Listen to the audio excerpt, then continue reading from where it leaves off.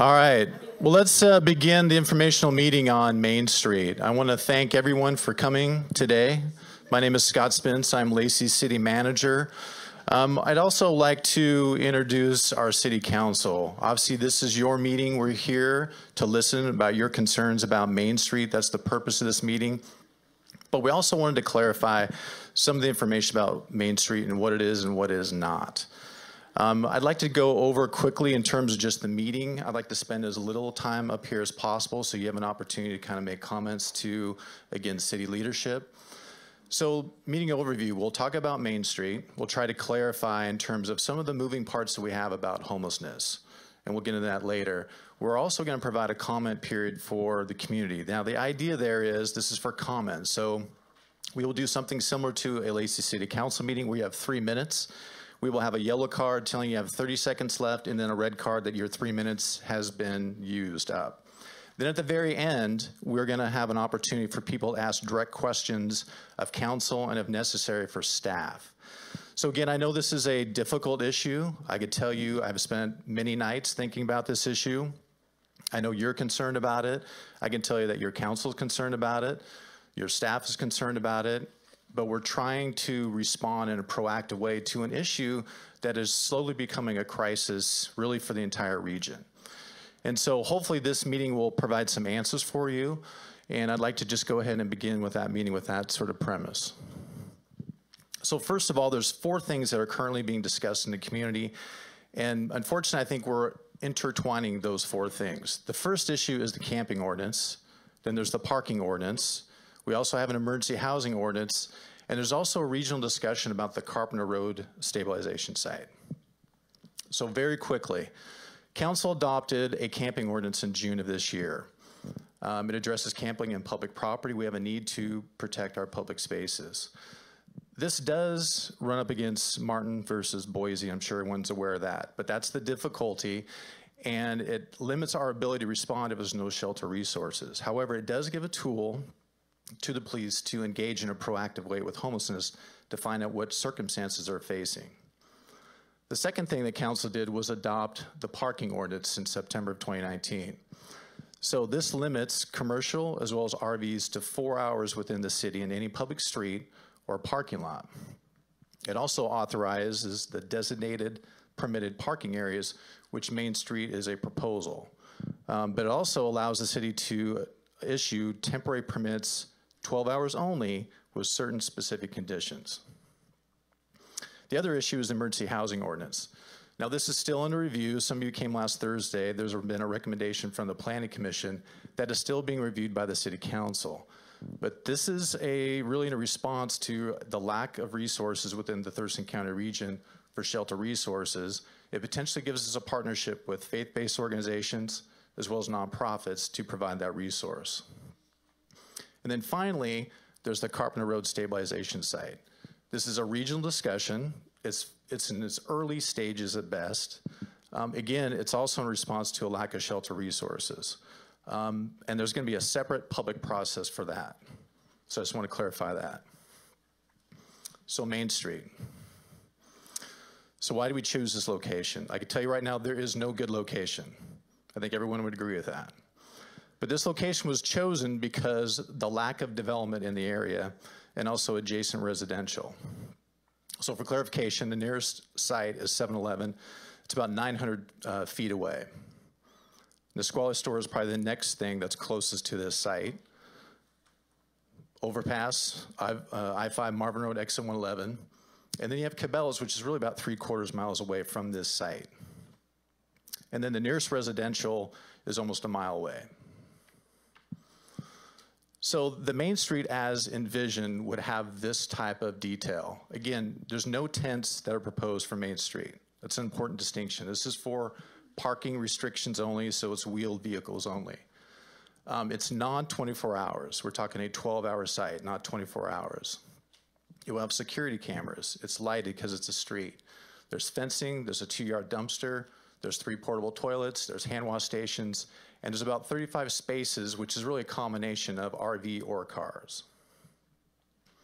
So here is a windshield view of that site.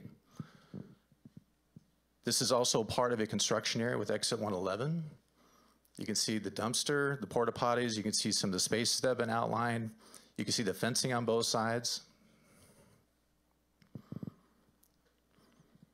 And again, completely fenced. You can see the construction going on with exit 111. The idea would be have parking on basically the north side of the road and the south side of the road. And then you'd be exiting going southbound. From a different perspective, this is just a drone. The right-of-way from curb to curb is about 100 feet. So you really have about 300 feet on both sides that there's just no development. And again, you can see the characteristics of really a construction area. So again, that's part of the reason why this was looked at as a potential site or as a resource to deal with parking. And we have a chase car there for some reason.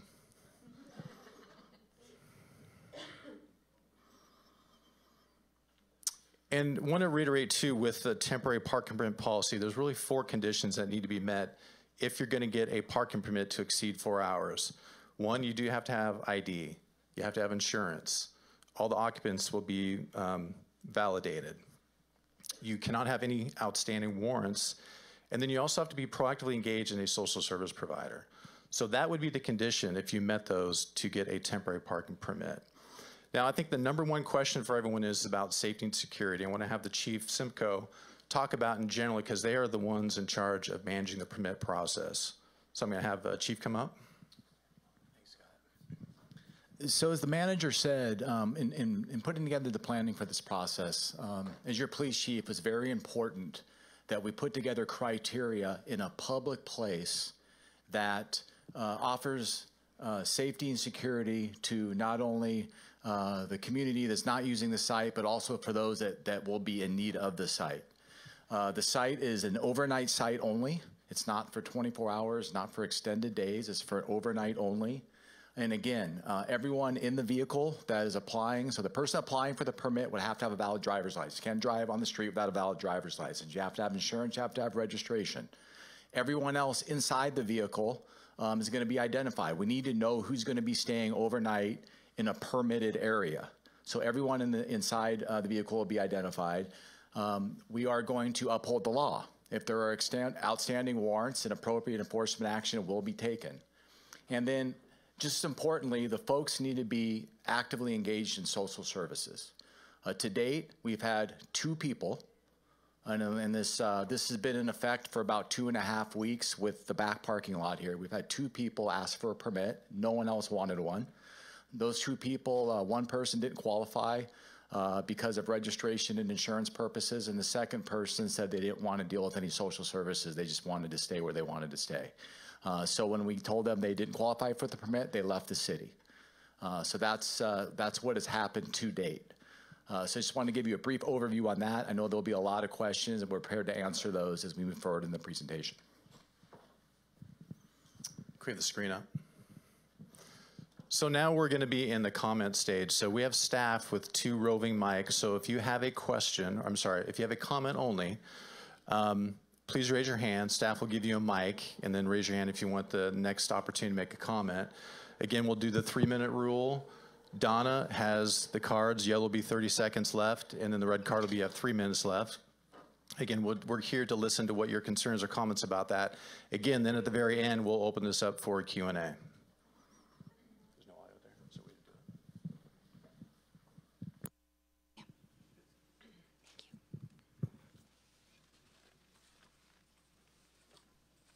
Get my notes here.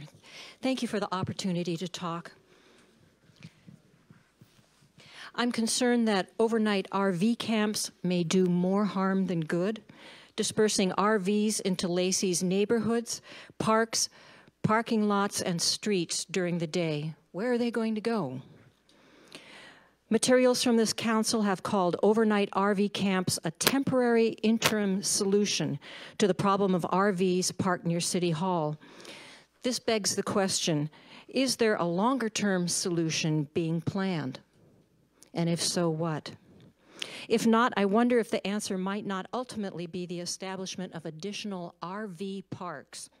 RV parks have been a part of our community for decades, proving a valuable source of affordable and low-income housing. There are several along Martin Way here. Many of our snowbirds winter in RV parks throughout the Southwest. Since most of the homeless have some source of income, what may be needed now are RV parks where the RVs can rent space on a sliding scale basis. Such parks might be set up and operated by nonprofits such as the Low Income Housing Institute and others that have been operating in the Olympia area. RV parks offer a more stable community than overnight camps. Very importantly, they provide residents with an actual mailing address so they can apply for jobs or training, receive benefit checks, and register to vote. RV parks allow occupants to become rent-paying residents who spend their money locally, vote, and pay sales taxes. With a utility hookup and an address, homelessness is eliminated. As a form of subsidized low-income housing, RV parks might be hard to beat. They involve less construction, are high density, faster to set up, generate revenue, and occupants bring their own houses. I urge City of Lacey to consider using state funding recently made available by HB 1219 and HB 1406 and the recent state capital budget providing loans and grants for affordable housing to create a better solution to the problem of homeless RVs. Thank you.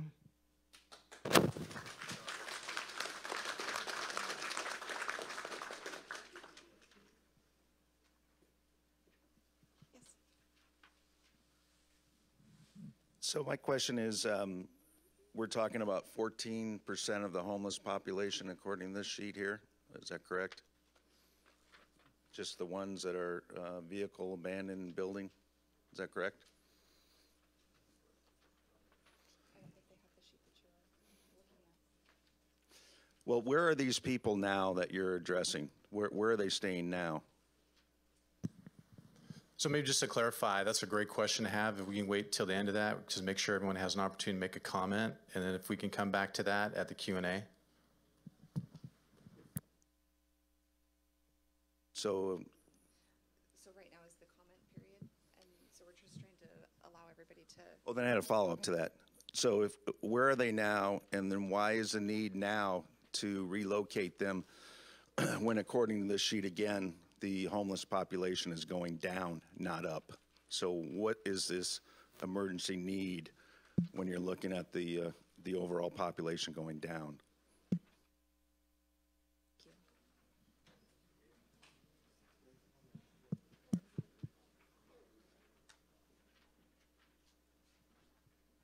Are there any other comments? Thank you. My name is Brian, and I live near Campus Glen. My comment is this, is that if we have people that are homeless, they have a RV, they can pay their, for their driver's license, they can pay for their insurance, why are we giving them a place free of charge to stay when they could afford that as well? If they're getting some sort of sustenance, substance, whatever, they should be able to pay for that. The other thing is, we talked about safety and security. My wife is just already frightened out of her mind because we've had at Meridian area unauthorized homeless camps there that have been cleared out, but they're there. And our home has been, the lawn's been walked across by homeless people, knocked on door, begging for things to give to them, all of this stuff. Personally, I am frightened for my family's safety. I don't see security. I don't know, and I haven't heard yet, if this RV space availability for these folks is going to be having police going through there at night. What about if somebody just decides they want to park there? How do you thwart them from going there without the permit? I don't have a lot of answers yet to a lot of questions that I have, but I can tell you, and my family, my neighbors, and my friends, we've all had great conversations.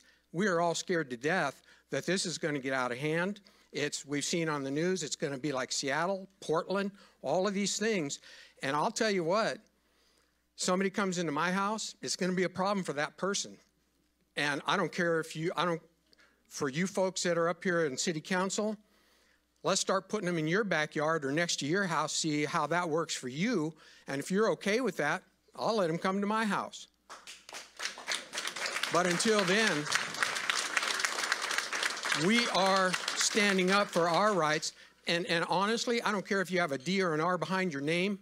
If you're not doing the right thing by this community, we're going to vote yourselves out of that doggone chair you're sitting in and get somebody in that's going to take care of the people of this community, not the homeless. Take care of who's here first. You want businesses to cooperate. You want property owners to cooperate. You want residents to cooperate. Well, you better have some assurances that are rock solid, because doggone it, I'm not going to stand here and lose my life over some knucklehead that is going to be trying to come and harm my family, my property, or anything I own. And I think people will get behind that and protect themselves in a heartbeat, because I will, and I'll stand up with my neighbors now to do that very thing, because I'm not going to have my wife, my children, and I have a disabled son, be frightened to go outside and to do anything in the community. That is not right to do. So thank you.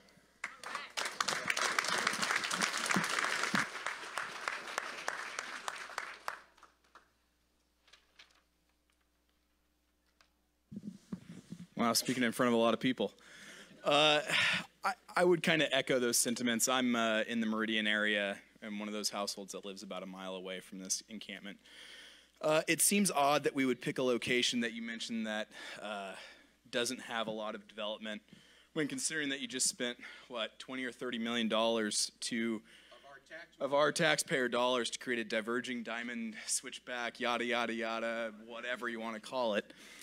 And, you know, I think the developers up in Bellevue and Seattle that own the property down there and have this 5 to 10 year vision of what this gateway to Lacey looks like probably aren't going to be very happy when there's a bunch of homeless people camped out in this supposed revitalized area. And, you know, it's really odd. You know, I echo the sentiment that if somebody tries to break into my house, I pity that person. But, you know, I want to say that if you're going to pick an area, don't pick an area that is the shining beacon of what this city of Lacey can be. Pick an area that's already been developed, not a place that is being developed. It's just a black eye on the whole community. But like you said, I mean, if it happens, I guess the voters will take it to the ballot box and find out what happens. So we'll see.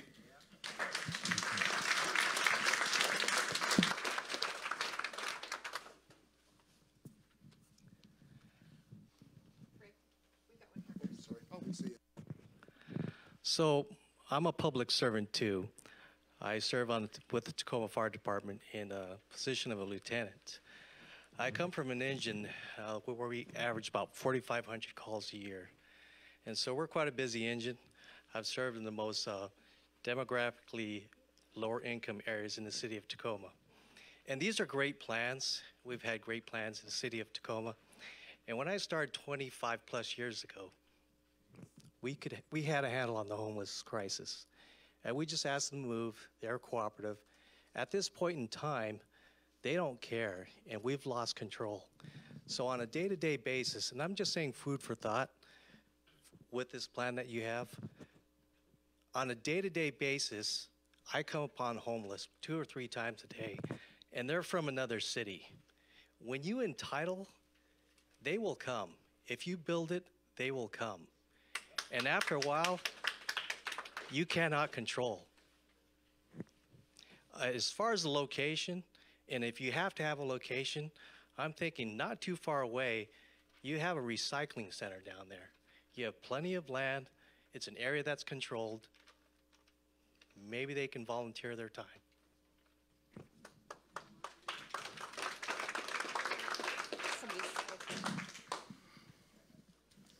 My name's Jewel. I'm a resident of Hawks Prairie. I'm going to tag on what he said out there just in case anybody's interested. All the property located around that area is owned by WIG Properties up in Bellevue. The project manager on that area is Dave Kruger, Kruger, and his phone number is 425-641-2044. I've called. Today was the first opportunity that I had to call up there. I've left a message for him.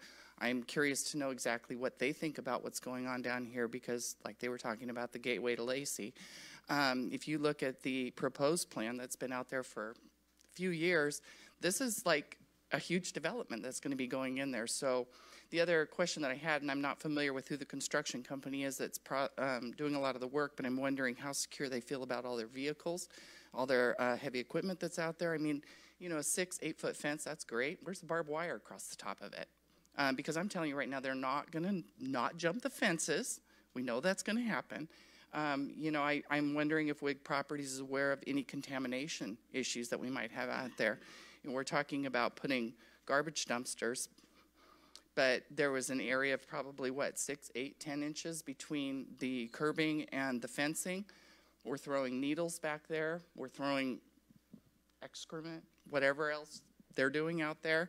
I brought it up at the last meeting that I was at. Why are we moving them farther away from the benefits?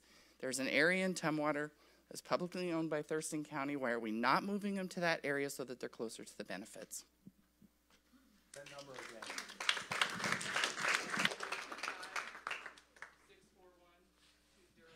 Would you guys mind holding my posters? Would you mind? Thanks. Okay. Hi, my name is Crystal Birmingham, and I've been watching this for quite some time. I just want to share some of my thoughts. I timed it, so I'm only 30 seconds over the 3-minute mark. So, the reason homeless encampments have grown exponentially in our community and in the nation is because of the counterfeit of compassion, which closely resembles enabling. It has crippled those who are homeless. The root of the problem is drug addiction. Thurston County has spent $40 million on the homeless since 2006. Since then, less than 2% transitioned into housing, and the homeless population has doubled. Homeless encampments have never worked. Of the 60 tents that left the Olympia encampment in 2019, only 2 sought services. This is the Olympia encampment. This is one. This is another encampment here in Thurston County. Of the 30 RVs in our Lacey encampment, 0 applied for a permit to stay. These images are for the encampments this year in our county, August 2019. The fine for littering is $50,000 to $5,000 in Lacey. If I threw a cup out of my car window, I would be fined. Tent encampments are environmentally disastrous. These are not the citizens that are suffering from economic job loss or unaffordable housing. To live in squalor like this, you have to have succumbed to addiction and no longer care. These are not diabetic syringes. They need our help to fight the fight, but not this way. The homeless stay homeless not because of the lack of social services, compassion, or housing. They won't or can't change their behavior pattern. They will always fight addiction. If the government takes responsibility for individuals' tasks, the program will fail. The individual must use their choices to change. The government has a collective obligation to ensure the safety of all residents, but must not consistently enable those in crisis. They need our help to fight the fight of addiction, not to give in to it. Low barrier, no rules, no sobriety. Handing out needles will warrant failure every time. A council member said that they will be judged on how they treat the most vulnerable in society. I want to highlight harboring fugitives, lawbreakers, or those who are publicly defecating and urinating in our areas have brought unprecedented living conditions in other cities that have not been seen since the Middle Ages. Typhoid fever, cholera, parasites, bubonic plague, tuberculosis, and theft. We, the public, are the most vulnerable. Thurston County Points and Time Survey has little merit and does not gather the right information. The data is extremely unreliable, and you must fix the way you conduct your survey to ensure you are targeting the right problem. If shelter beds are constantly at capacity, there is a problem. If a system is working, homelessness should be going down, not up.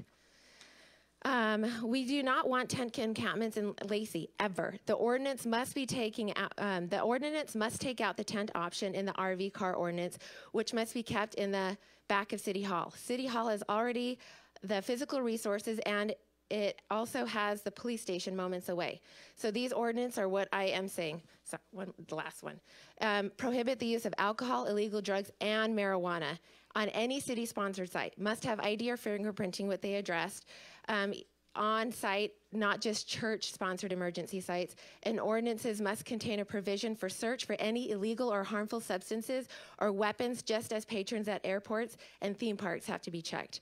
I'm advocating for common access points where help can truly be rendered through social services, and an information portal with a list of nonprofit government services that are available. If you give them anything, give them a job application, not clean needles. Give them a resume builder and experience, not a tent where they can shoot up in. Give them a timeline and a pathway to self-reliance. Use the tools we already have in place. Thank you.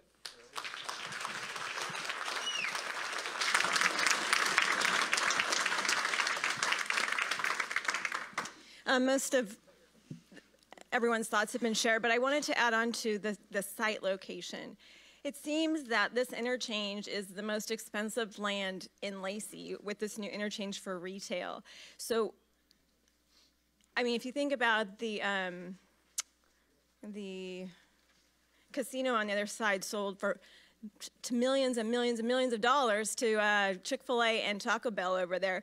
So that land, if you allow it to be built in retail, what would come in there, the tax dollars that would pay for it, would pay for so much more services for the homeless somewhere else. I mean, it just seems like the choice that you're choosing. Yes, I do live in Meridian campus, but it seems like that location, you're missing your retail opportunity to get your tax dollars to have it for other places. It would go much farther.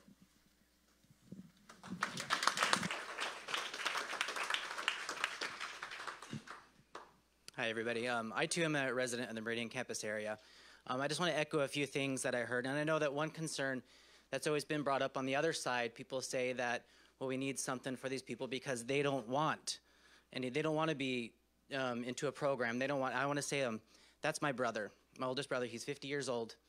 He's been in and out of different programs, and he actually told us, we disconnected him from about 3 to 6 months. Got a hold of him, and he said, I just want to live this way. I just want to live homeless. This is what I want to do. He moved from Florida because he heard there's a good program there. They take care of him. He's able to do his drugs or whatever there. Then he moved to California, different places in California, because he found it be easier for him as well there too. I want to say my brother right now has been in a program. He found a program that he actually enjoys, and he's been in there for 6 months sober. I talked to him on the phone recently, and he sounds the best I've heard him in 25 years. So I say that money that we need to use be put into a proper program. I know there's other programs out there, sure, that might not be good enough for them, might not be something that they want to do, but if we find that right program for them, my brother is an example that he will stay, and he will make it through that. They will make it through that if we put the money in the right program.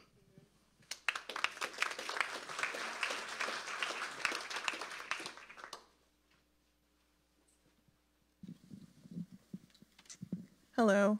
I'm a fairly new resident in the Hawkesbury area, and I will make 2 points. I have had the opportunity to live in several major cities where homelessness is a problem. This is the only area where homelessness is frightening to me. My husband and I walked through Seattle this past weekend, and I would have been mortified if my 13-year-old had been with me. We lived in DC, where gentrification has caused a lot of homelessness. The homeless people are forced out into the suburbs where there's more free land. And those homeless people, like this young man brought the point, are entitled. They don't move from the sidewalks when you tell them to move. They don't take advantage of programs because it takes away the rights that they feel like they're entitled to do drugs, to live on the sidewalks. The most frightening thing to me as a healthcare provider, I walked past a pair of dirty underwear with feces on them. I do not want to live in that community. Everywhere that I've lived, folks that build their own communities, they build their own wealth, they build their own neighborhoods, take pride in the places that they live. If we're gonna allow the folks to live in this community, we should make them build where they're gonna live. We should not be giving them land to waste, land to just do whatever they want to with. Chick-fil-A, I would love to see a Chick-fil-A here, and the interchange where we are talking about putting folks as a prime location for restaurants and retail establishments. So why aren't we trying to bring businesses into the community to bring in taxes, to bring in revenue, to bring in jobs? Why are we wasting this valuable land on folks who aren't an asset to our community?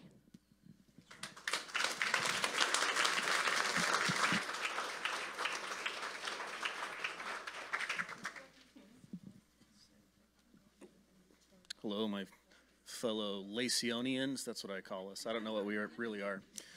So I want to talk a little bit about the enabling. I wanted to frame, everyone to kind of frame it in two categories: collective tasks versus individual tasks, and why government programs fail. You know, policing, that is a collective task. It's a responsibility of government. I cannot go police as an individual the city of Lacey and accomplish that task. So the focus of government needs to be collective tasks, not individual tasks. So just a quick show of hands in here, how many of my fellow Laceyonians have housed a family member, a relative, a friend in the last couple of years and assisted them with their housing needs, right? So we as a community, we're already doing what needs to be done. Anytime government seeks to accomplish an individual task for someone, they're enabling them. It's just like for lack of a better term, a spoiled child. Why would I do it for myself if you're going to do it for me? These programs always fail because they're individual tasks. How many of us have fed ourselves or fed someone else in the last day? All of our hands should be up, right? Okay, so the individual tasks versus collective tasks, government programs fail for that reason.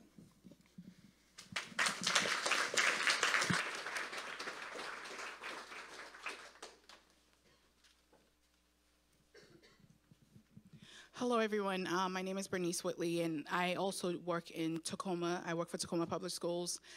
During my time there, I have spent some time looking into the I-5 corridor with traffic in.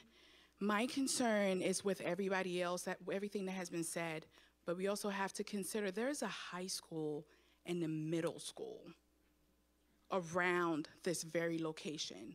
We need to be very, very mindful. The high school and the middle school are within less than a mile and a half from this location.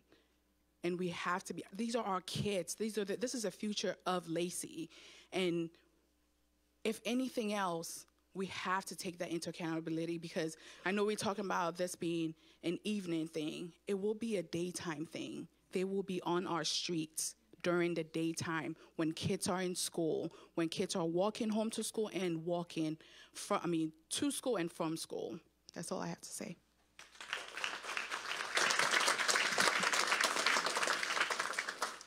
Good evening, everybody. I also live in the Meridian campus area. I've been following the story like a lot of you folks for quite a while now, and it was only a couple of months ago the good chief here spoke pretty bluntly about the issues with enabling these folks. And it seems like now we're just compounding it even more. I don't really understand that. You spoke specifically about the problems that happen when you give these folks food, you give them money, it just continues the cycle and continues the cycle. And by allowing a camp like this to go in, it's really just making it even easier for them. It's not helping them, in my opinion. I hope a lot of you other folks have that opinion as well. Thank you.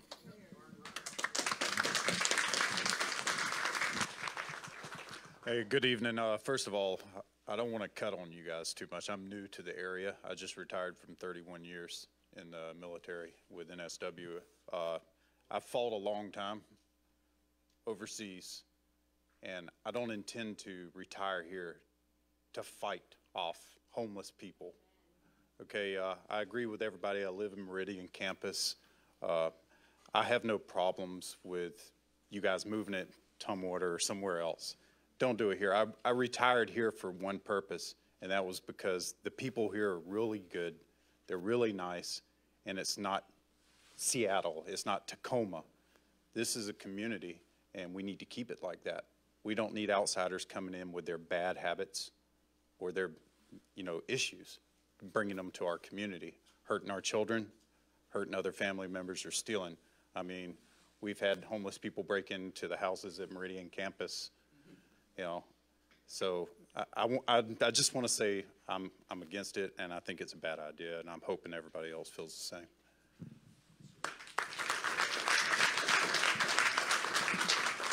Hi, my name is Holly Hunter, and I'm a clinical psychologist with more than 15 years of experience.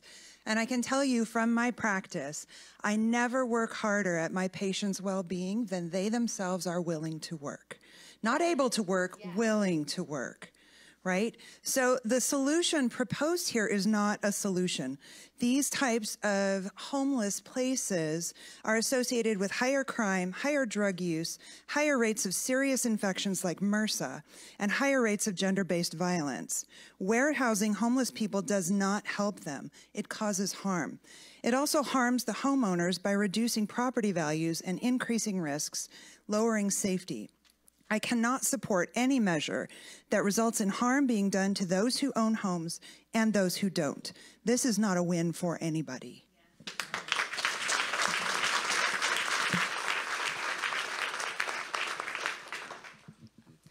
I live in Edgewater, and there is a huge wooded area right across the street.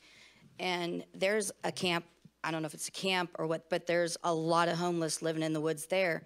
And I personally have had my vehicle broken into. My neighbor's had her house broken into. And there's a lot of people right on Columbia Way that have constantly had their houses or cars broken into. If you're on next door, if you get next door, you hear it all the time, you see it all the time. When my car was broken into and I called Lacey, they just told me, well, go online and report it. So basically, the law enforcement didn't bother to come out. So if these homeless know this and feel entitled, they know that Lacey PD is not going to do anything about it, which continues to let them break into our vehicles and take whatever they want, because Lacey PD is not even going to bother to come out. They're just going to tell you, write it on the computer. And crime continues to rise. My 16-year-old daughter, she's just turned 16, but 15, if she wants to go to the mailbox at night, I make her stay on her phone. And she's 15. She should be able to walk to the mailbox by herself. And I make her stay on the phone with me, just because I'm afraid for her to walk down to the mailbox by herself.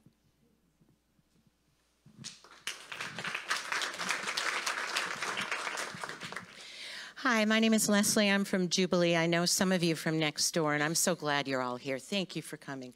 I talked to the Commissioner, John Hutchings, today about the Thurston County Commissioner for this area, about this issue. He was very clear that Lacey is on its own. He said he will talk to us in future about a camp that we're all worried about that we'll talk about in the future. But he will not talk to us about Lacey. He won't attend these meetings because Lacey has nothing to do with Thurston County when it comes to certain things. I think it's money. When I talk to the people in Lacey, why are we not providing mental health treatment? Why are we not providing detox and rehab? And I'm talking live-in facilities until people are well enough to function. Most of these folks are either drug addicts, drunks, or mentally ill. The ones that were families and really in bad shape after the recession have had 10 years to recuperate, and for the most part, they have. So a lot of these folks just don't want help.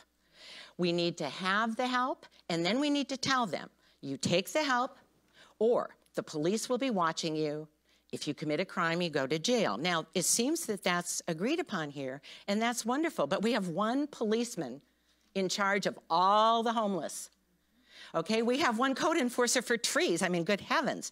When I talk to Lacey about why on earth we can't put the money into what will work, instead of throwing money away year after year after year on what never worked anywhere else, that's right. And so what I keep hearing, oh, we don't have enough money, we don't have enough money. I think we need to start pressuring Thurston County to get involved. I think we need to pressure the state to get involved. This is a regional and statewide issue. Just because Lacey supposedly doesn't have the money to provide the facilities that these folks need to live in until they're well doesn't mean we shouldn't get them. This is a wealthy state. Let's demand it. Thanks.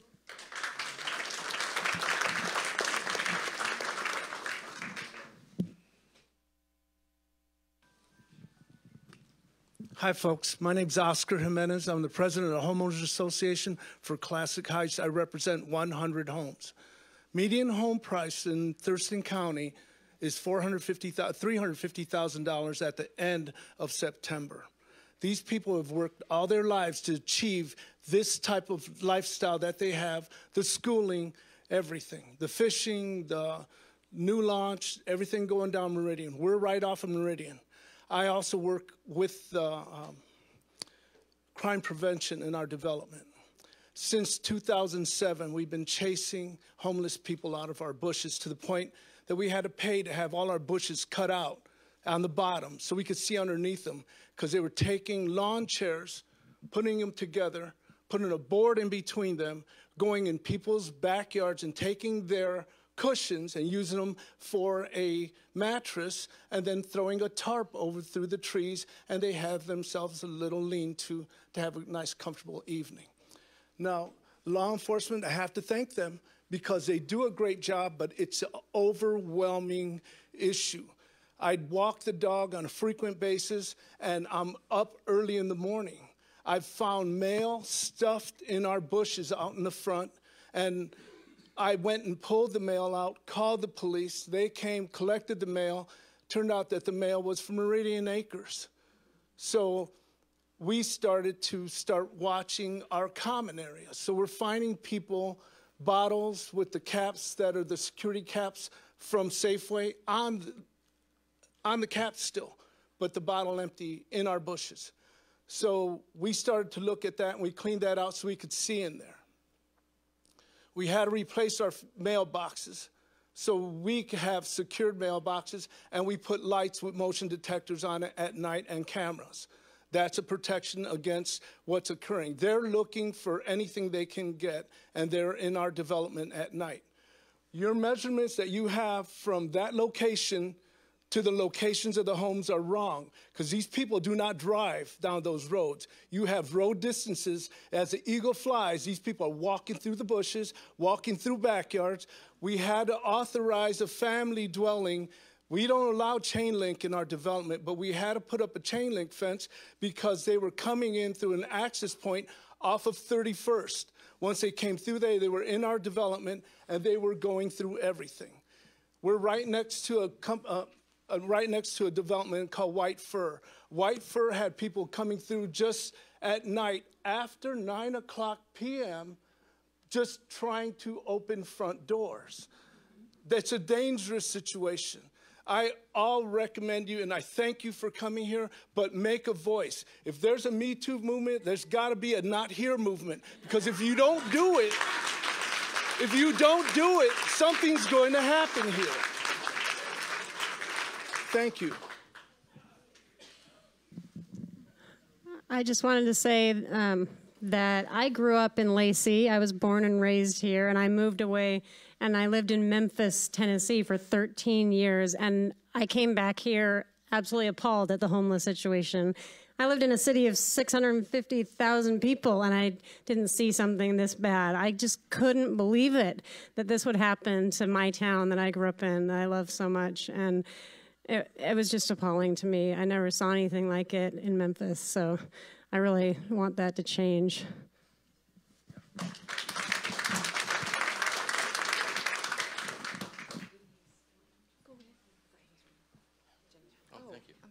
Oh, thank you very much. My name's Graham Berry. I just wanted to say something. We were in Olympia 2 weeks ago, and it was 2 o'clock in the afternoon, and we figured we'd go to wander around the shops. My wife doesn't go around very well. There were around 25 kids, young men from 18 to probably 25, blocking the sidewalk, just hanging out. And that's what I see. It's like a collection of kids. There was a person sleeping on the sidewalk right next to the bookstore, Orca Books. My wife got in touch with the council there. I know it's Olympia Council, but they said their hands were tied. There was nothing they could do about it, the situation. So although this is just a 12-hour permitted site, what worries me is that that's the way it's going to start. But it's not the way it's going to end. Because what worries me is that we'll be calling up our one police officer. By the way, police do a great job, but one policeman can only do so much. And we're going to get the calls that their hands are tied, there's nothing they can do about it. The police, I think, are getting tired of the fact, in Seattle particularly, that their hands are tied. They can't do anything. They put him into jail, throw him into jail one night, and they come back out in the streets. That's not fair to the person that's drug addicted or homeless. It's not fair. They need to go into a rehab situation. Spend some money on getting some rehab sorted out here. You've got to do the harsh things. Being kind and thinking, well, I'm going to be humane and take care of the homeless people. You know, it's obviously we know it's not all homeless.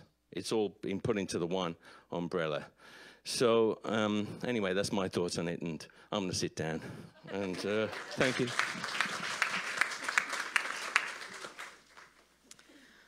My name is Sarah Carpenter. My husband and I own Meridian Campus Family Dental in the Hawks Prairie area. We also own 2 homes in the Meridian Campus neighborhood. And all of my family has moved here from Utah because we felt a strong connection to this community. We really love this area. I've been here for 6 years now. And I avoid Seattle, I avoid Olympia because I'm terrified of all of these drugs and all of the problems that are happening with all of these homeless, the filth and the problems that there is, and I can't avoid this neighborhood. I can't avoid that interchange because this is where my business is, this is where my home is, this is where my family lives. My sister-in-law lives in those apartments.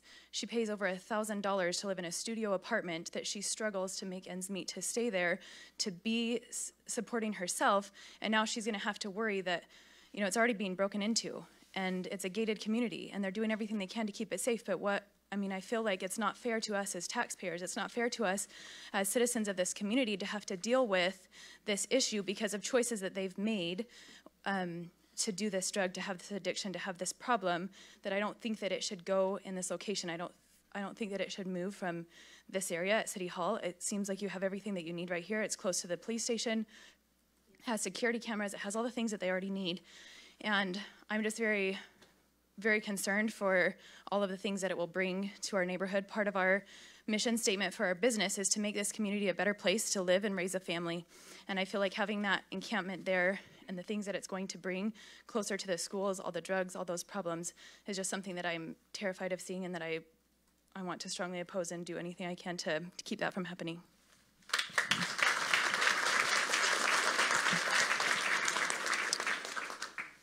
Hello and good evening. First of all, thanks to the city planner, Mr. Spence, and then also to the city council members and Mayor Ryder for taking on this issue. I'm also a public servant.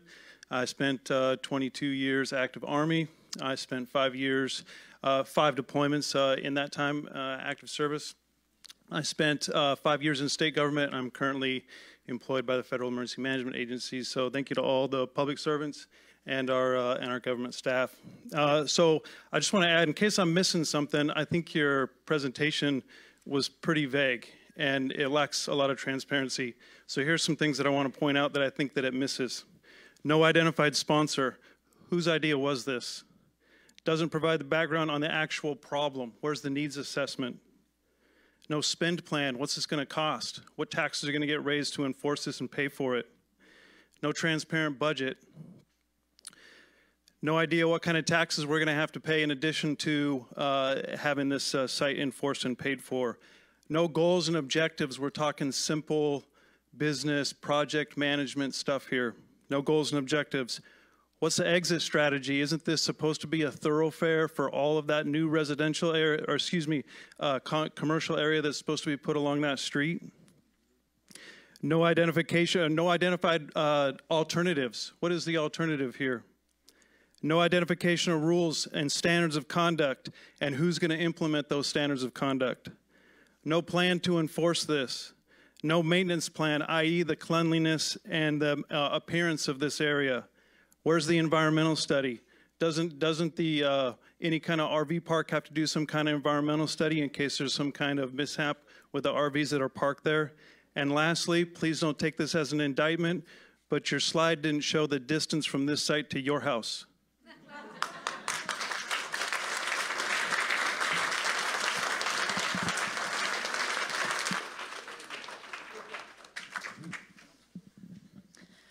My name is Peggy Madsen. This is the brochure that was on the table out here that is provided by the North Thurston School Districts with information for services available for homeless children and youth.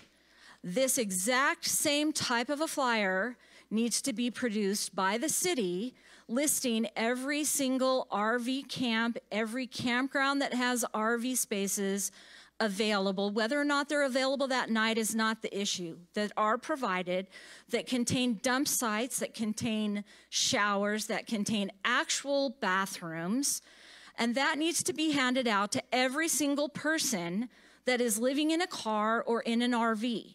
And their information needs to be recorded, and a database needs to be set up to contain that information by the police department, so that when we do face any kind of a challenge, when they are cited or arrested for being in violation of the parking ordinance, we have proof that we have provided the information to them for other resources.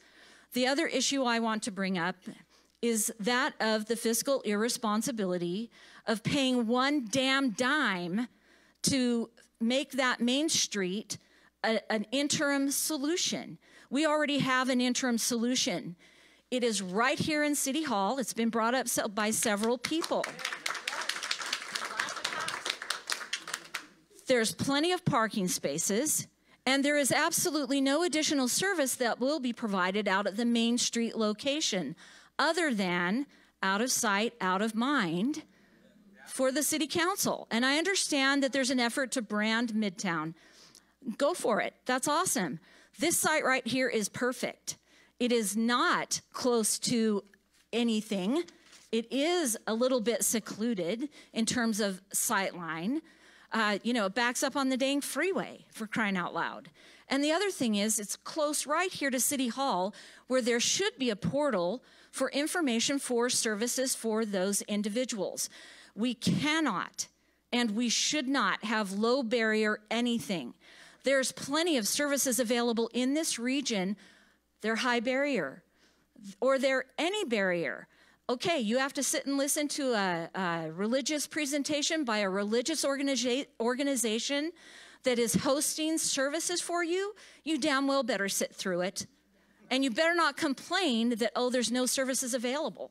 They're available. You just don't want to avail yourself of them with the criteria required. Well, as taxpayers, we have a right to set criteria.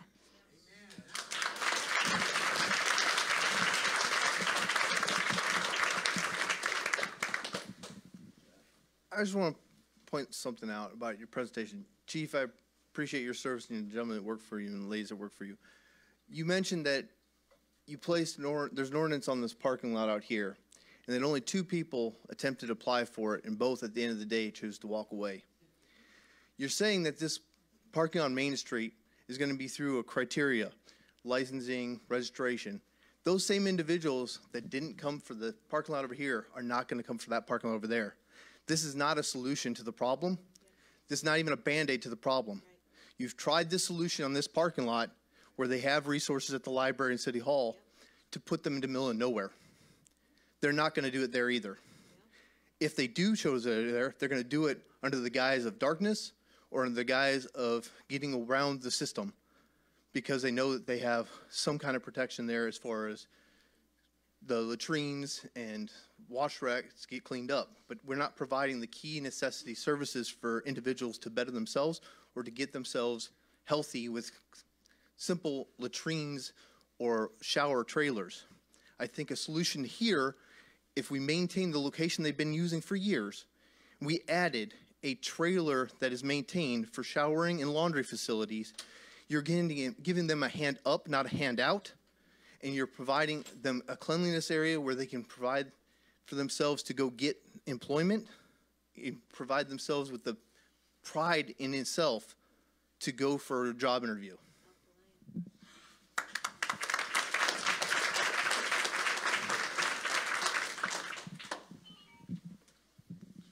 My name is Tom Pote. I live in Hawks Prairie. I'm a retired police officer.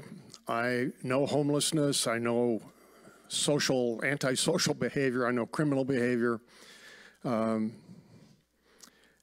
And I think there's been so many fine words spoken here tonight. I agree with everything that's been said. The one thing that hasn't been said, Lacey could do no better than to call Como News, talk to Eric Johnson.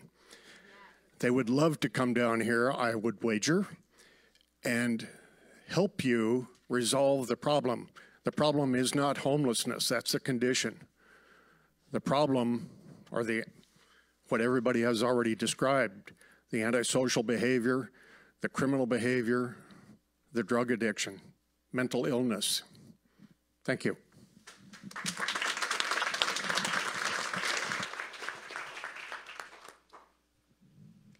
Hi, everyone. I'm Kate Berry, and I am delighted to see so many people here because public engagement in this process is critical to us finding solutions. I'm glad people are expressing their concerns, and we've had some really wonderful suggestions on how this can be done better.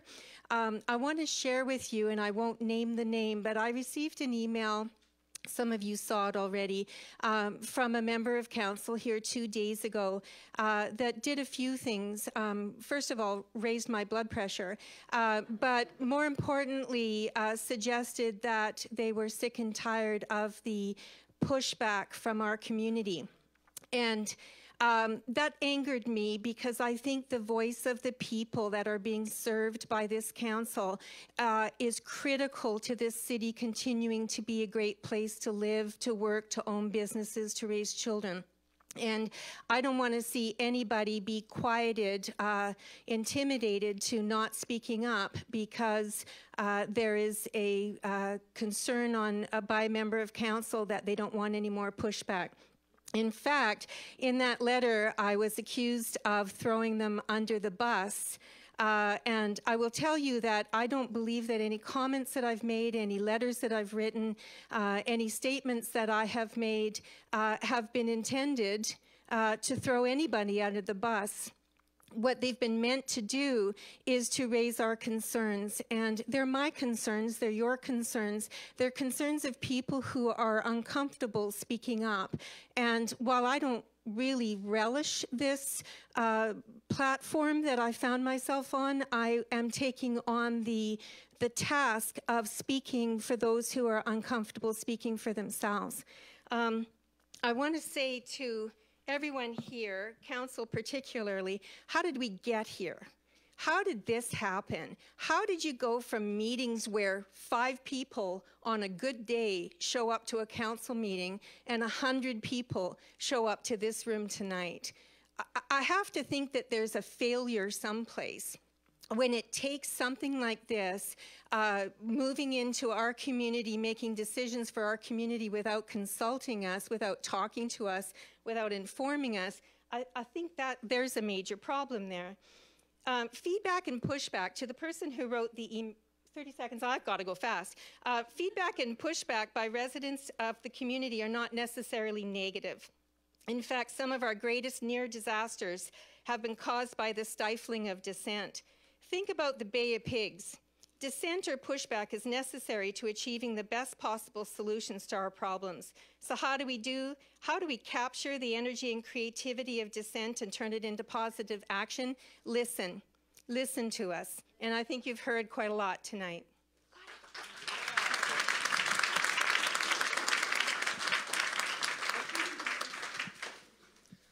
Hello, my name is Brian. I'm here to stand with my neighbors to say this proposal is completely unacceptable. It's obviously not done with the consent of the people, and it's not that you're getting pushback on anything. You're just being told this is how we want our city run, and that is the job of an elected official, is to do what the citizens want. There is obviously no practical benefit to putting it over there, except, as mentioned, out of sight, out of mind. It's farther away from services. It's farther away from the police office, from the library. It's also on gravel and other mixed surfaces. Good luck trying to get that clean, whether through chemical spills or needles or any other concerns. It's a objectively worse site in every way. I recognize that having a child serving location at the library is not great in terms of proximity, but also, which has been left off the discussion so far, the proposed site on Main Street is right across the street from a kid's gym. And as a parent and as a resident, I find that extremely objectionable. And I can't promise there is a good site in our city for this, but it is most definitely none of the options that have been proposed.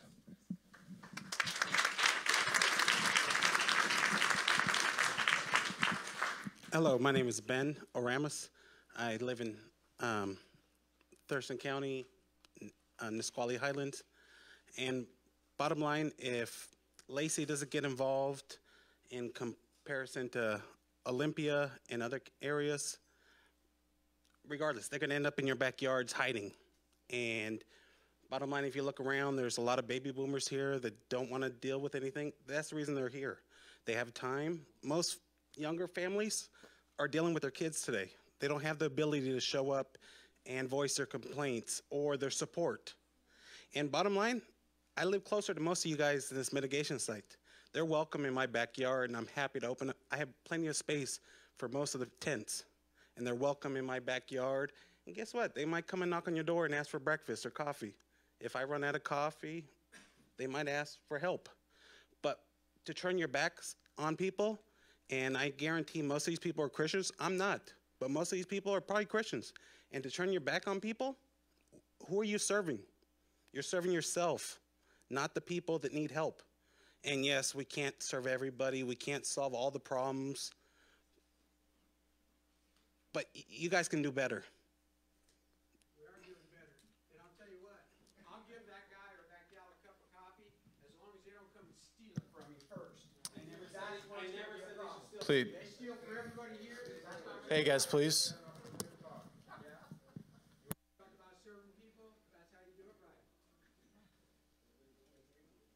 Hi, my name is Anna. I feel like I'm a little unique because I moved to the area 2 years ago. I grew up in Yelm.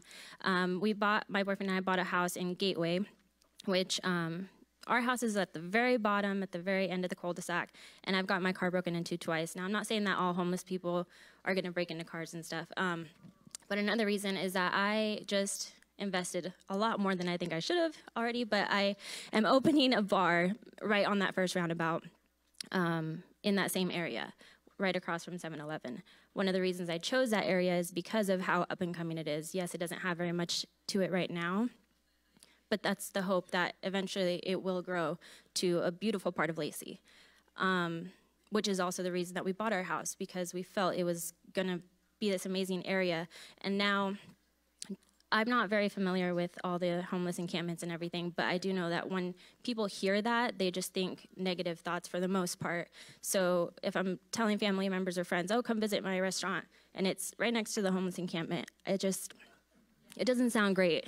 So I guess one of the reasons I'm here, and I don't know if it's a question or not, but I wanted to know, you've already showed us a video of like how much you've already invested into it. What's gonna happen now? Like, is there a chance for us to stop it, or what do we do as people of the community to say we don't want it here? I don't know. I mean, I know we're here to talk about it, but I would like to hear from you guys what our options are as well.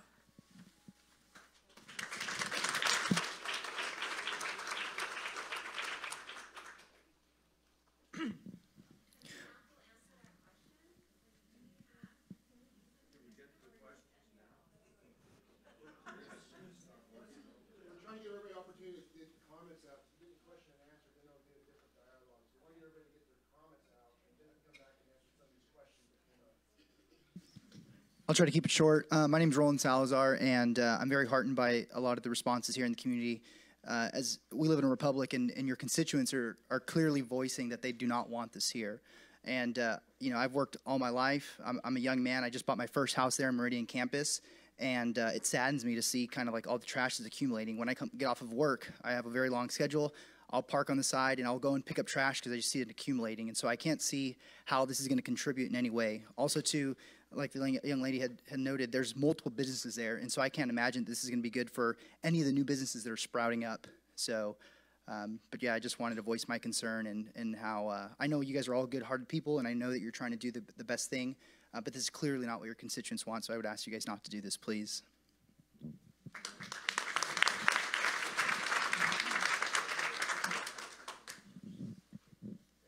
Hello, my name is Shannon Nugent. I live in Thurston County. I am not a resident of Lacey. We own a business up in Tacoma. The Tacoma Police Department is a block away. If you encourage this instead of discourage it, you're going to get the crime. They set up their encampments behind businesses specifically for the convenience. We had 2 cars stolen yesterday. Broke through the gates. Oh well, a block away from the Tacoma Police Department. Don't let this happen.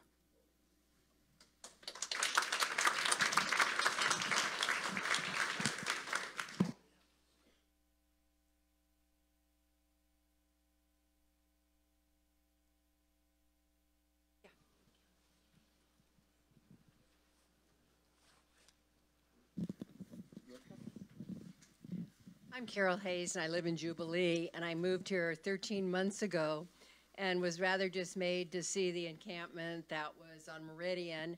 And thank you, Police Department. You got rid of that. That was great. And I walk all the time, 4 or 5 miles a day. And Jubilee is developing 2 plats that's part of Jubilee, but down toward the water. I went down there with 2 friends about a month ago, and we came upon a homeless person that had set up, parked their car on the street, had the tent out, had the food, the music, the guitar, everything. And we called when we got back, and a policeman did come, but there's only 1 policeman. And now I walked there a couple days ago, and there were 2 in the woods, which is just between the bottom of Jubilee and the water, which maybe is 2 football fields at best. And it's kind of frightening that I can't go for a walk in my new nice home environment and go on the streets and not expect to run into homeless people. So I just hope you're not going to come out and have one on that main street, because you're just, where are they going to go when they'll be familiar with that area as if they aren't already. So thank you. What?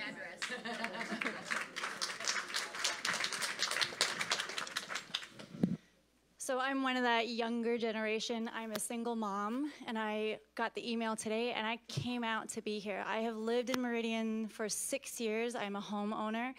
I have police and fire department that live up and down my street, as well as active duty and retired military, and I even have some local representatives as well.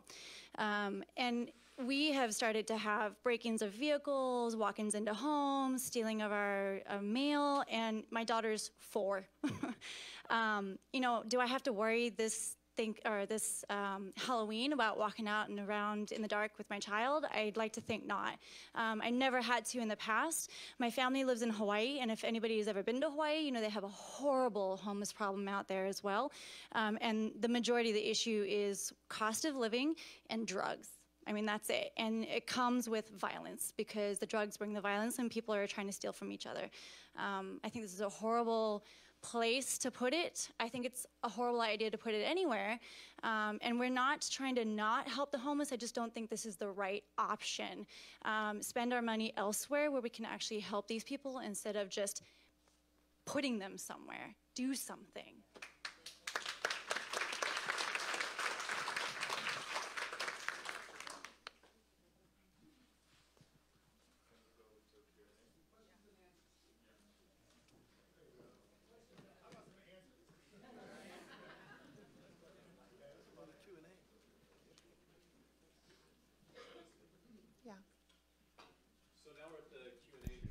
Now we're at the Q&A period, and we'll still have mics for people to ask specific questions. Let me maybe clue there on a couple things. I guess if in terms of how do we get here, I mean, I'll take responsibility for that. Too often, government is criticized for not acting fast enough, and I freely admit that we got ahead of this because there's been a lot of pressure on what are we doing. We're getting complaints and calls about there are RVs in our neighborhoods, do something about that. So we did. Council actually adopted a new ordinance that says you can't have an RV parked in your neighborhood for more than 4 hours. It used to be 24 hours. And then we play the games about we move it 5 feet and then the new 24-hour starts again. So that was an attempt to respond to the community concerns about what's going on. So in terms of the cost, it's costing about $4,000 to put that resource into play. Again, we're trying to provide a resource so we can respond to the issues in the community. I would agree with you, it's an interim solution, but we're also trying to react to the concerns from the community about unwanted RVs, what's going on here. And again, I appreciate everyone's comments about, this site, and this is the best site. We have the same concerns from St. Martin's University. You have young adults there. We've had the same concerns about other constituents saying this is a bad location too. That being said, I guess the one good thing is that everyone here is agreeing that we care about this community and we want to do the right thing. So I think that's the one positive I think we should think about today.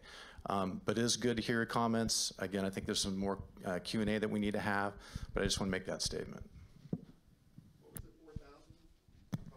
So $4,000, so that is paying for fencing, that's paying for porta potty, that's paying for the security cameras. That's a monthly cost. Yeah, right. So again, to be clear, and if we're going to set up a site as a resource, we need to have things, what we've heard loud and clear, safety and security. So cameras is part of that. Cameras is part of that. Worried about sanitation and public health. That was also built in, so that's where that cost is being derived from. I understand that in terms of being concerned about or criticize it, but again, we're trying to respond to that issue too.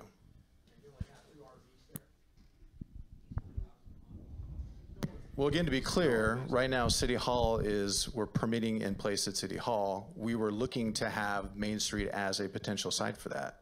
But so again, that's how we got to this place. I just wanted to answer that question.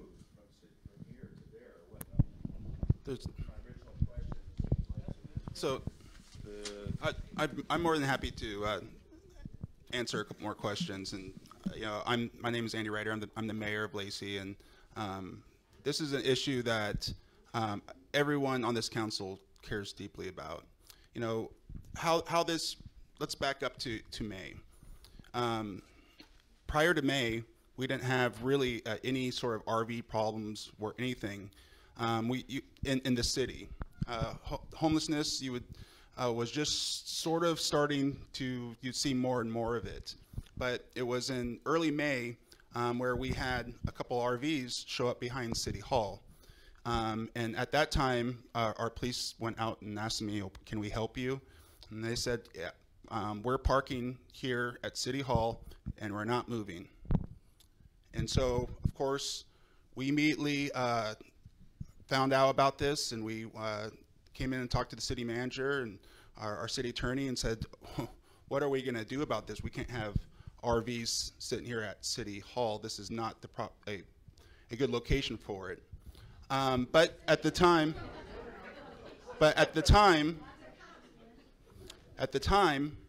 we didn't have any other location, and even worse, we didn't have an ordinance on the books that prevents it. And so we tasked the city manager to try to start finding solutions for this problem. And now, and I agree, when we were first looking at what can we do, where's another location besides City Hall, there is not another good location, period. And we understand, I understand that. And so at first we were looking at a different location. It's like, well, okay, maybe we have some property out at Great Cuyo Park. There was an old farmhouse there. Maybe this could be a location where we could put some fencing and they could go there. In the meantime, we realized a lot of the issues that we were facing here was a parking issue. And we did not have a parking ordinance on the books either. And so it was proposed at that time, well, let's pass a parking ordinance that doesn't allow parking for RVs and trailers, which is what we were experiencing here, that those two RVs all of a sudden turned into, we had over 30 vehicles back here. It started off with 2. So let me finish. So it started off 2 and immediately grew, right? And one thing that we realized, if you don't address an issue, the issue gets worse.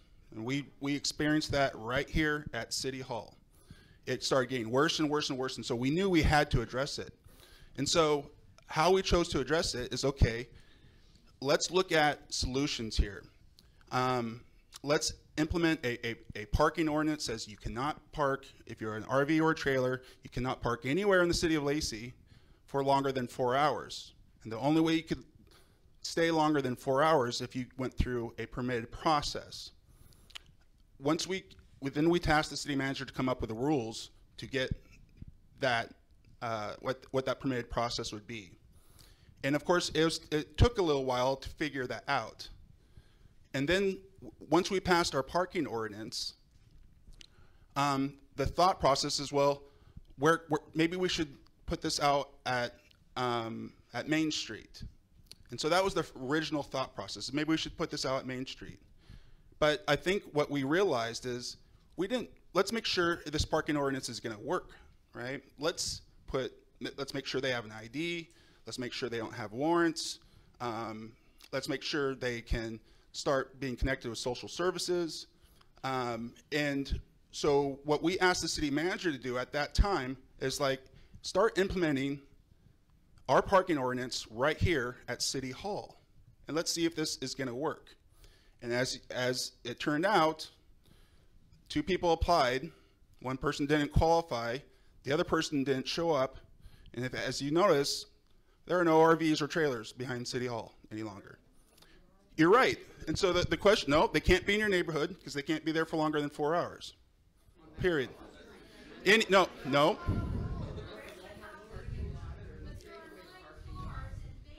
So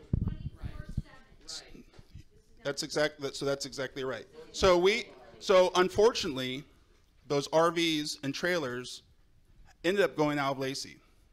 They moved out of, the RVs and trailers have moved out of Lacey. And so so the question is if the RVs and trailers have moved out of Lacey, why should we open up this place out on Main Street? And that's a good question. And I think there is some consensus where around maybe we shouldn't open up at Main Street, right? If we don't have any RVs and trailers here, if we open up at Main Street, if we don't have them here, why would they be out? Why would they go out there? The problem that we're running into, though, is the 9th District Court decision, and that comes to.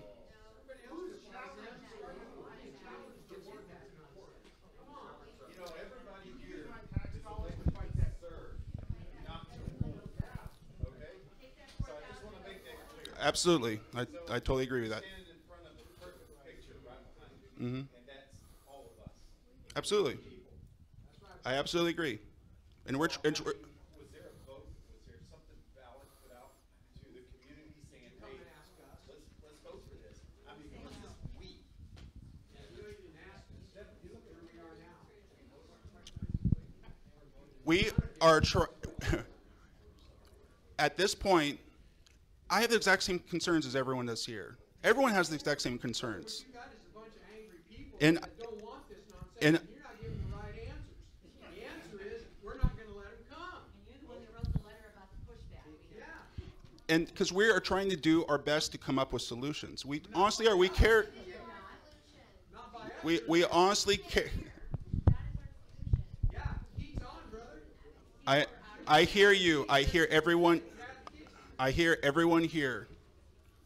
I hear everyone here. I honestly do. And we're. You live in Meridian? No, I live 2 blocks from here. Well, maybe you should live in Meridian. No, no one's moved. No one has moved. No one has moved.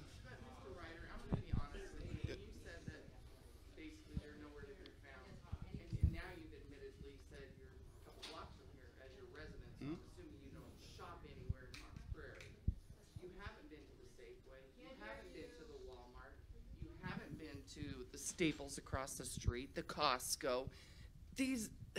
They're parked in the hotel parking lot. They're parked at the Hawkesbury restaurant with their dilapidated trailers. Don't tell me they left town. They didn't. They moved north waiting for you to open up your area. That's what they're doing. And you know, we haven't even gotten to the part about the security. The last meeting that I came to, we were going to have a security guard come through and lock the gates. Is that correct? We're locking them in for the night, right? 7 to 7, we're locking them in. You're closing the gate. And they're in there free to do what they want to do for 12 hours. But you're not up in our area. So you can't sit there and say they've left the area. You don't know that. And honestly, my husband talked to a Lacey police officer. I live right on Willamette. I'm up at 2, 3, 4 o'clock in the morning, sitting on my back patio, watching them walking down the street with their backpacks after they got done stealing. I live across the street from the dentist. I live across the street from the daycare center where they're hopping fences and crapping in the back. How's that working? How about the junior high across the street? They are already there in our area, but you're going to bring more. You just said there were 2 out here, but you know, it's called word of mouth. One says come, they will come. And who's going to be there to police those RVs at night when you say, oh, we're going to check everybody's ID that's in that motorhome? Do they do that when they come across the border also? And I hate to throw that out there, but I'm going to. Because we all know that people illegally sit in the bathrooms in an RV, can lift the seat in the RV, can hide somewhere. How are you checking that? How? So may I say just one little small thing? And I was glad a few of you said, what about it being in your backyard? And what many of you probably don't know, I've been in Lacey, well, he's born here, but I've actually lived in Lacey since 1966. And I live in back of Mountain View School, about a block and a half. Way back in, I'd like to say 2010, there was a group of a camp city that was moving 90 days each time around and being put up by different churches. And Lacey had the Lacey Community Church decided to hold it for that tent city. It's called Camp Quixote for 90 days. That it was on 19th Street. I'm on 21st. It was about a half a mile. Mountain View School was in between. And so it was about 40 tents.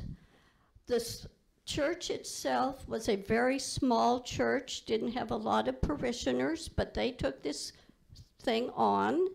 And by the way, most of them were over 55 because it was an older church community.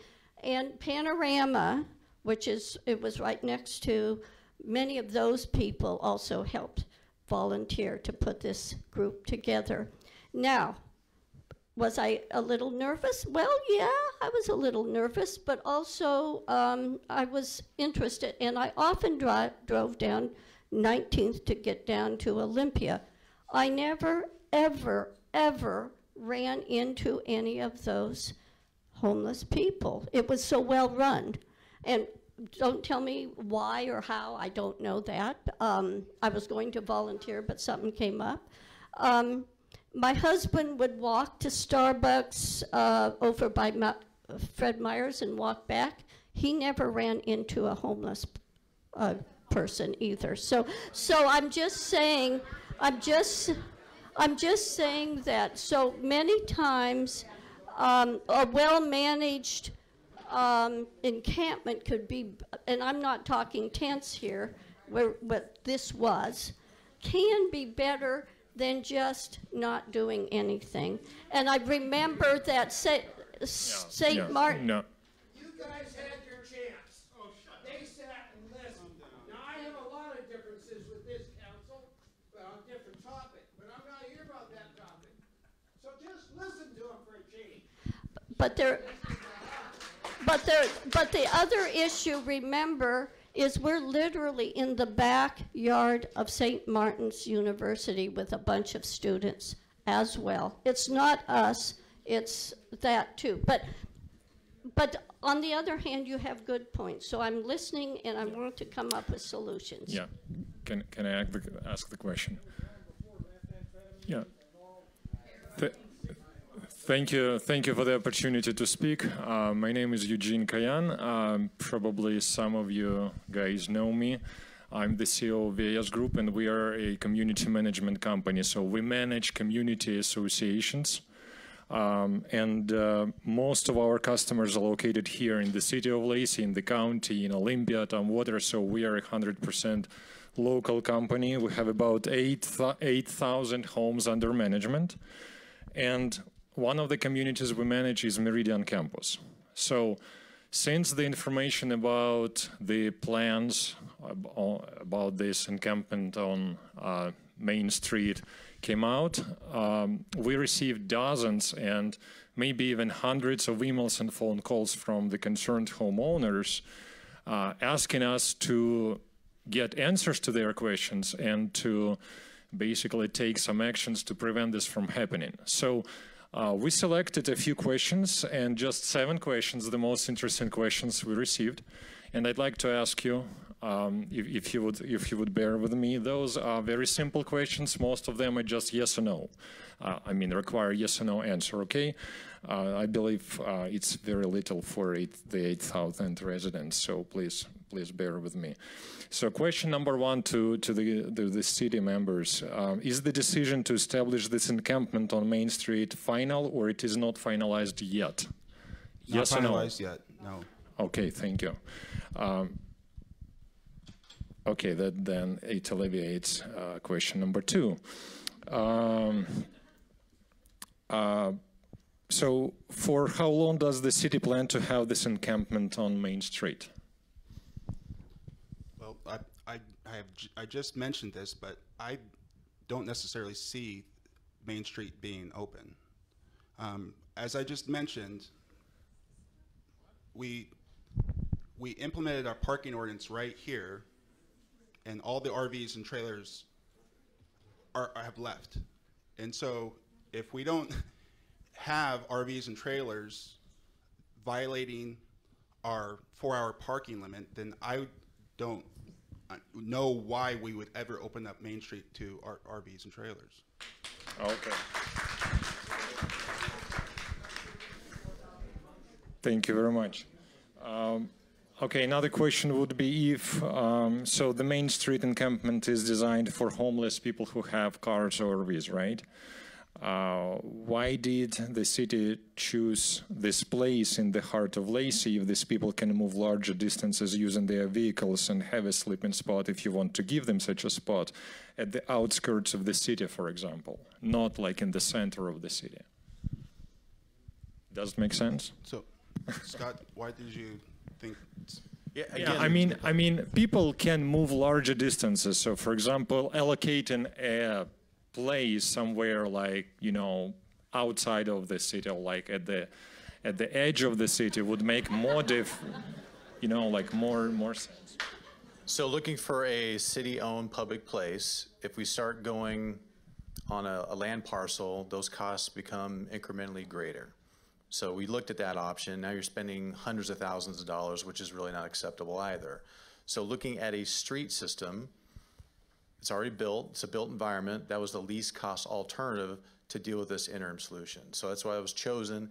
And again, the thought process was it'd have less impact to the adjacent property owners. I understand there's a disagreement with that, but again, looking through the entire city, that was the thought process.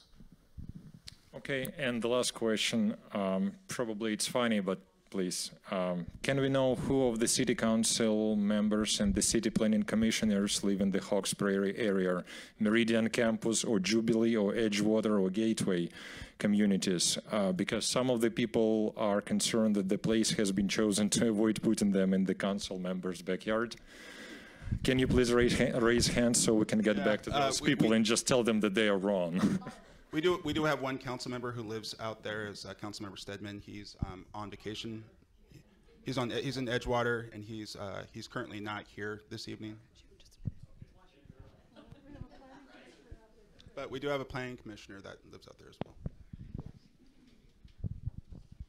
I just have a question. If we are not going to follow through with this, I'd just like to know if we could use the $4,000 a month it would take to run this program, and we'd take that $4,000 and use it to help the homeless that are already there and get the programs in place for them so they can move out, or get the programs so we can get them out of our neighborhoods that are already there, because we already have a problem now. Yeah. Chief, can you answer that?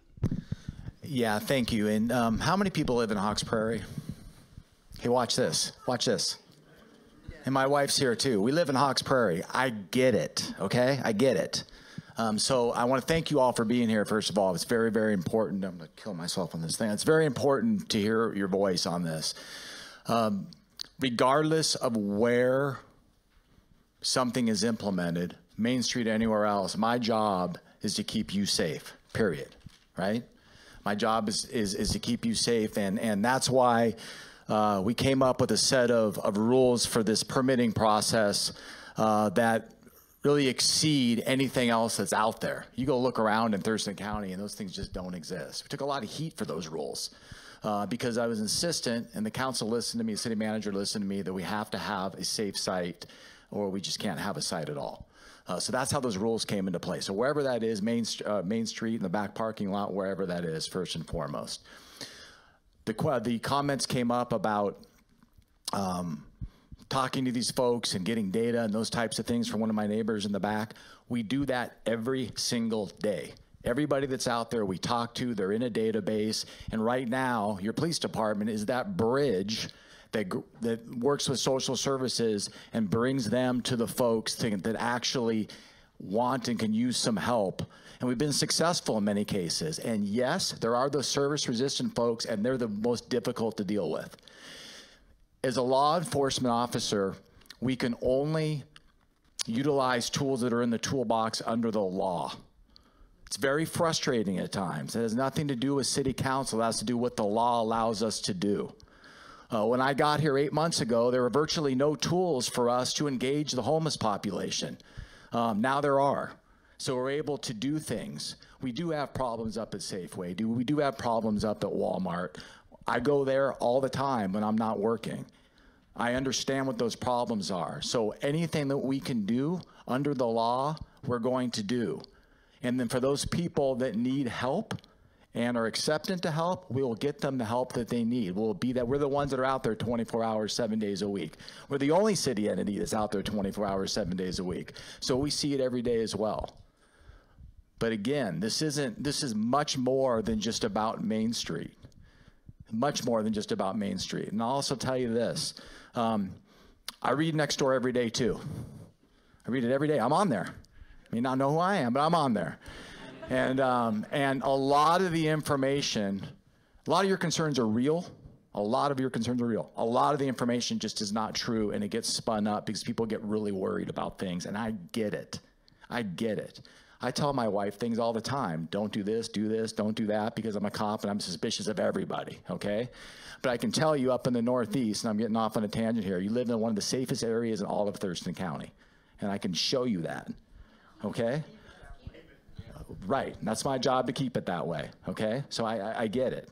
Now, as far as the allocation for money and those types of things, that is a whole other topic that is just, you know, we could be here for days talking about homeless services and how much things cost and where the resources are, et cetera. All we can do is utilize the tools that we have to make the community as safe as we possibly can. So whether or not the council or city management decides to open Main Street, close Main Street, whatever it is, I can promise you that we're going to use everything at our disposal. I live there too, probably a lot closer than most of you guys do, to make sure that it's safe. And by putting those plans in place, folks, those people are out there anyway. They're out there anyway. Now we know where they are, we know who they are, we know who's involved in services, what they're doing, and we have the ability under the law to take action if they're not abiding by that permit process, when before we didn't have the ability to do that. Oh. Chief, could I ask a question here? You have the law that allows that 4 hours, right? The RV's there and isn't moving. Okay, a police officer comes up there, in the law itself, it says the police officer has the discretion to not give the person a ticket. Where's Yes. the teeth in that? What are you going to do? So let me give you an example. Come across a person that's driving from out of town. They get off the freeway. They stop in Lacey. They're on their way to Oregon. They broke down. It's going to be 8 hours till they can get a part. I'm probably not going to give that person a ticket. I'm just not. Okay? Now, somebody that's abusing the parking privilege, it's a great question. Yes. The city council has given us ability to enforce the law, and we have, and it's worked effectively. We had some folks in the back that did not want to move. They said, we're not moving. So we said, okay, we're going to cite you. They said, fine, cite us. We cited them. Then we told them, if you don't move, you could be towed. And they said, we're not moving. So we came back the next day and said, we really would like you to move and comply with the law. We don't want to tow anything. And we gave them the warning about towing. Tow truck showed up. They decided to move. Okay, so there is teeth there. What tools are you missing that you need from us to pass this law? Oh boy. We asked that same question. We asked that same question. All these things that we need, and we've passed it through the law. So what else can we do? We need to help with you. real easy one. We need the Supreme Court to overturn the Ninth Circuit Court's decision on Boise v. Martin. So my name's Dave. I'm the city attorney. Ray Lee, so I'm probably closer than anybody in this room. When the Martin v. Boise comment came up from the mayor, and there was a lot of disgruntled reaction, like, why would we listen to that? Well, that's a Ninth Circuit court that we're beholden to, and they found that criminalizing homelessness in certain conditions is a violation of the Constitution, which was pointed out, which we the people are bound to support. Similarly, about 5 years ago, the Washington State Supreme Court found that it was unconstitutional to enforce anti-panhandling laws. And so there's obviously a link between the city's inability to enforce panhandling and this rise in the Northeast area of homeless. That is not within the council's control. Council can't do anything about that. Council is currently trying to come up with an ordinance to allow homeless sites, which Main Street is not. That's parking. That's extended parking. That is not related to homeless. That's not related to the enforcement of Boise. That's not a shelter, okay? Council is trying to come up with an ordinance to allow the city to create, or a nonprofit or a religious institution, somebody to create a site that can house homeless people so that we can enforce the law under Boise. Right now, if a bunch of homeless people, all the people that are in the woods up in your area, in my area, if they all decide to start camping on public property, we can't do anything about it. Nothing, okay?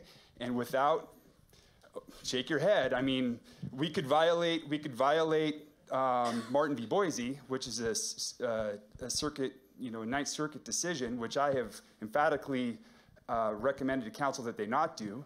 It's my job. But there's real limitations, and council's, working within, the rules, the law, what we're recommending for them, and it's an extremely complicated situation, and there's obviously no easy answer. So, I have a question back over here that's been waiting for a while. Just 1 second. Hi, thank you for your time tonight. So if something, assumes maybe now it's not going to happen, maybe because we all showed up. But moving on. When and if something like this does have to happen, I asked last week, and I'll ask again, where are the dump stations for the RVs that you're going to allow to park there? You said you're going to have dumpsters and toilets, but where are the actual dump stations?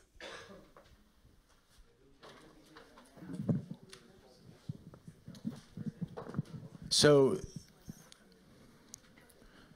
dumping's illegal, obviously, Ms. Geller. So we know that, and that's a concern of ours. The site where it is does not have a dump station. It has very clear camera control, so we can look at it at any time, and the officers can look at it at any time, and there's constant security going through that location.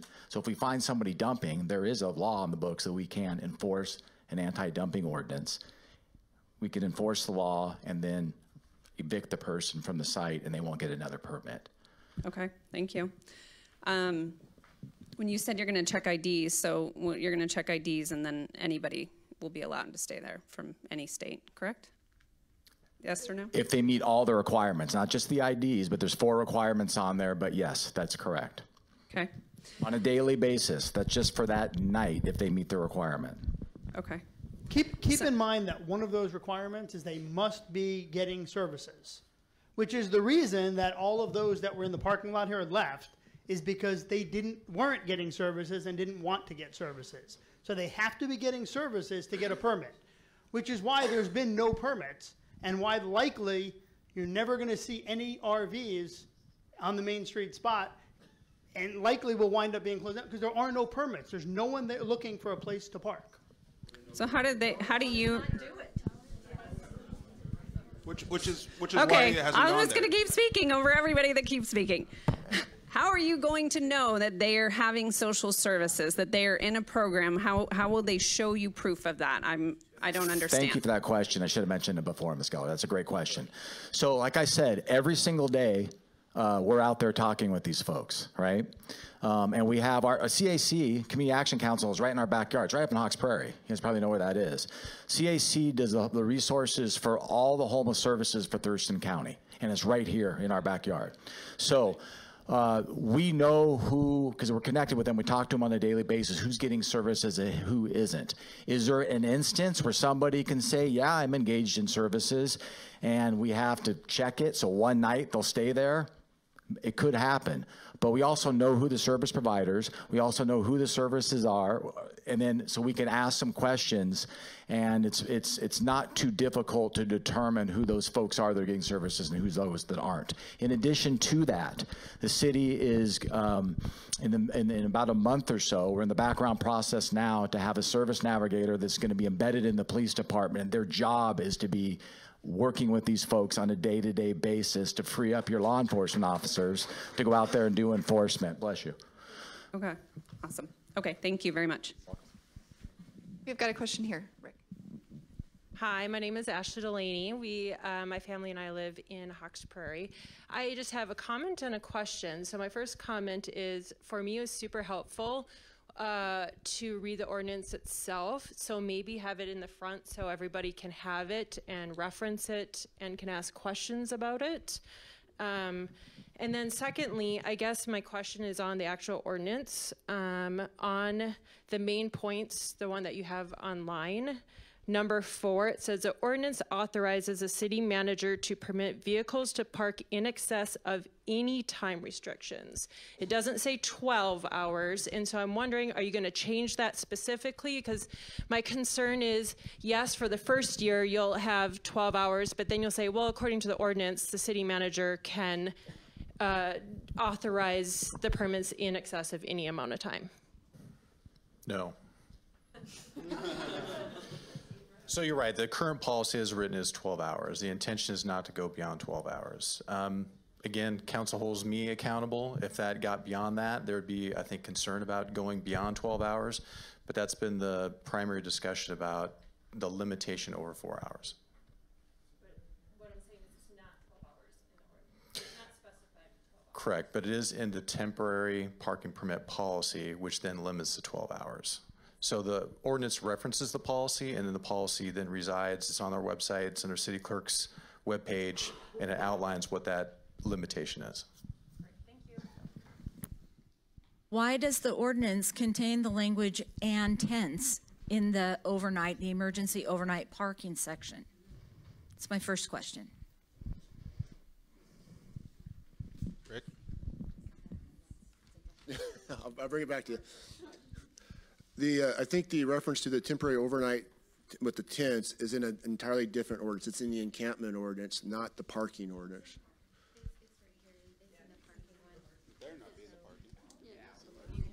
They're not being the parking. Because the parking ordinance is related to recreational vehicles are not allowed to park on the public street for more than 4 hours. The temporary overnight site or draft ordinance, its amendment's been going through the process of the Planning Commission review and the council review. That contains a provision for temporary overnight sites that can include tents, and they would have to be set up in a manner that go through a public notification meeting, advance notice, and it's something different than the public parking ordinance of Main Street. I do believe that every single person in this room as a resident believed that that's what we were here about, was the emergency temporary overnight housing. It is not. Not at all. But for the RVs and the cars. No. So this site you're calling, because that's part of our problem. And I would like to really address the issue of this claim of pushback. Community engagement is not pushback. And community engagement includes a give and take. Every time we come to city council, it's not a give and take. We stand up, we speak in the public comment, and the city council sits there with blank faces. We never get any feedback. We never get the chance to have a give and take. You constantly use different terms to describe the same thing, so no one knows what you're talking about. That gives rise to exactly what we have here, anger and distrust. We want to trust you. I do believe that every one of you has the same concerns as we do. Absolutely. However, we are not getting the assurances in part because there's no transparency. This meeting itself was not put on the city's calendar until Monday, a holiday. So we would like to see more give and take. And we really need that in order to feel that we have any trust at all in you. Okay, it's not pushback. Civic engagement is not pushback. Please remove that from your vocabulary. I appreciate it. And I know there is been a lot of confusion around this, which has been so very frustrating. It's been frustrating all the way around. I'm human just like everyone else, and we are trying to do the best we can with the limited tools that we have. Every tool our chief of police have asked us for, we have tried to give to him. We keep on getting referred to Olympia or Seattle. We are not those communities. We are Lacey, and we're trying to do things a little different, right? We try to listen to your concerns. It's our concerns too, and we're trying to make the best possible decisions for our entire community. I think that's why some of the confusion is on this. The Main Street does not have to do with our emergency housing ordinance. It has to do with our parking ordinance. It can only be set up under our parking ordinances because that's only parking right there. That is a street. And so that falls under our parking ordinance. And so that, I know there's some confusion around there, which is why we have this open meeting. We heard you, we listened to you, and that's why we're here to try to explain the difference between our emergency housing ordinance, which hasn't been passed yet, and our parking ordinance, which has been passed. And our camping ordinance, which we passed first, but we can't enforce unless we have a designated place for people to go. And that's Boise. Thank you. Again, my name is Brian Cardoza. I live over in Campus Glen area. And I feel with relative certainty that most of you people have run for this office and to become council members to do the good of the city and the people that you represent. And when we see things in our backyard, for example, and we bring it to the attention of, and we have an expectation of safety and security in our neighborhoods and homes and stuff like that, we believe that you hear us until we feel like you don't hear us. And then you have this. And so this, I think, as you can see, is an outcry from the people in this community, myself included, and I'm very vocal about stuff, as you've already heard. So, but my thought, and it's kind of a two-part question for the city council members, is it the intention that, because everybody's talking about it's not our intention to do more than, or it's our intention to do this, but it ends up being that. So my question, and I think a lot of people have the same or similar feeling, is do you want us just to hand over our tax money? Now it's no longer our money, it belongs to city government, and you want us just to sit idly by and be quiet and let you do what you do best and think you're representing us in the best interest of us? Because if that's the case, that's going to be a short haul from election to election if you're expecting to stay in the positions that you've spent a lot of money on and ran on and gave yourself platforms for in order to do the will of the people. So then that's one part of the question, and that's a yes or no. Do you want us to just be quiet and let you do what you do? No. Okay, No. that's why we're here. Okay. So yeah. that's part one of the question. The second part, and we've seen this, we watch news. So we see how Portland gets all out of control. Seattle has had their issues. LA, for crying out loud, oh my gosh, can you believe it? New York, no different. Almost anywhere across the country where you see upheaval and people are absolutely coming to the forefront and defying, and they won't live by the rules. They're drug-ridden, they're problematic, they have mental health, and I get that. When I first got out of the military, I was a complete idiot, and I was homeless for a long time. But as one of the gentlemen said earlier, I didn't stay in that because I got a hand up. I didn't get a handout. But going back to city leaders in Portland, Seattle, those kinds of things, where they've talked to and the mayor's in charge usually, and that's the boss of the chief. So chief, if there's ever a time, or has there ever been a time, that you've been asked by the mayor, city councils, to stand down from doing legal law enforcement of rules and laws of the city to where it puts the people of the city in jeopardy? Because we've seen other mayors do that, and the chief has either lost their job, which I'm a law-abiding citizen, and I love our police more so than most people can imagine. And I've been in law enforcement, I've been in probation, and my last job before I retired was working for the state and running drug court for people that have had those issues. So again, going back to safety and security, and if we're turning a blind eye to the things that are going on and not enforcing real laws, or the Ninth Circuit has put a wrench in our works, something's got to change. So can you please address what your plan of action would be if you're asked to do that type of thing, if it ever comes up? We want to know. Okay, I'll tell you emphatically. If this city council or my boss, the city manager, ever told me not to enforce laws, I would not work here anymore. I'm telling you right now, I would leave. And I can tell you they would not do that. This isn't, I talked about it in council last week when there were some great comments by some of my neighbors, our neighbors.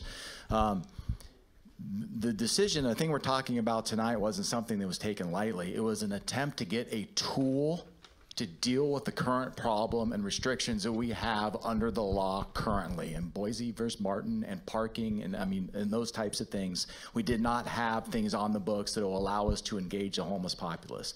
Gives us two things: the ability to enforce for those that are service resistant, and it gives us the ability to legally contact people to see if we can get them some help. Because I don't think there's anybody here that would say, yeah, we don't care if people want help, we're just not giving to them. I don't think that's not where I live, right?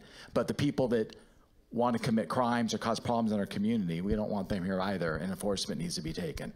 So I'm telling you that, to your answer your question, emphatically no.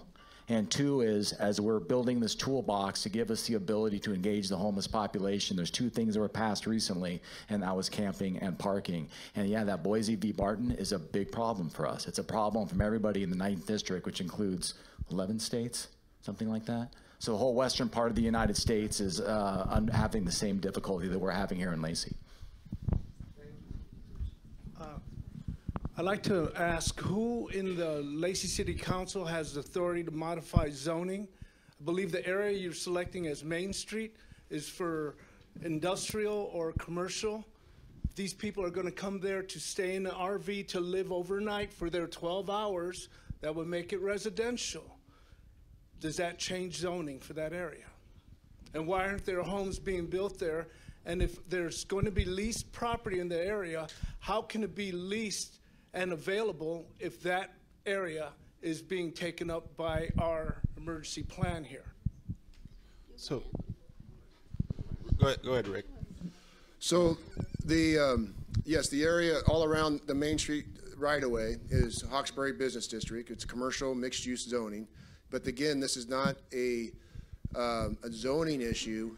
It's a on-street parking permit issue in the right-of-way. And so that's the difference. So, for instance, if you set up a residential program there or put homes on those properties, you would not be able to do it unless you did change the zoning. Or if you do potentially an encampment, you'd have to go through the encampment or if one is ever adopted. So the zoning wouldn't apply to the Main Street corridor. That's a parking permit issue and not a zoning issue. Hi, my name's Dennis Staley. I'm a little familiar with RV parks and RVs, and I really question your $4,000 a month. It might cover a fence, and it might cover a Santa can.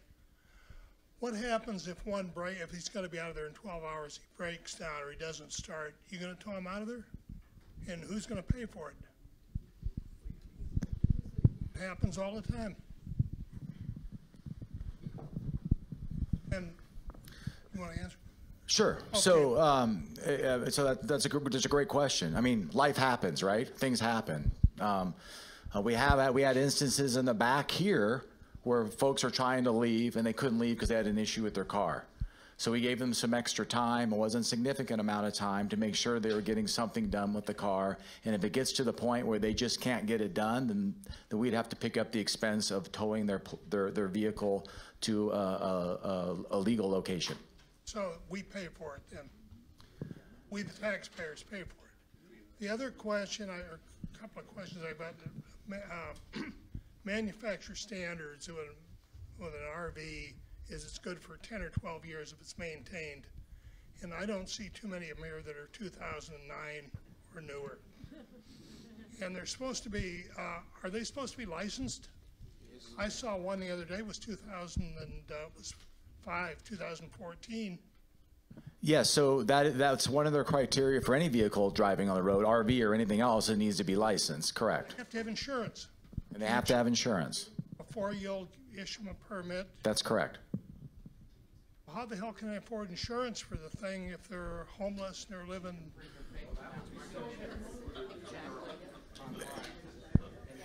The fact that somebody's homeless does not exempt them from the law.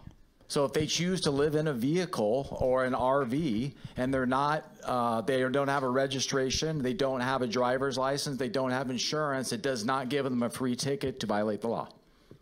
So you won't give them a permit if they don't have insurance? Correct. Thank you. I have three questions quickly. I want to be sensitive to everyone's time. I know it's getting late. Is this dissatisfaction within your constituency enough to stop the Main Street parking ordinance? This is question number one. Question number two is, when will the decision be made for the Main Street parking, i.e. a date? And lastly, when will it be implemented if you decide to move forward with this against the consensus of us? And for how long will it be? That is a question for our city manager.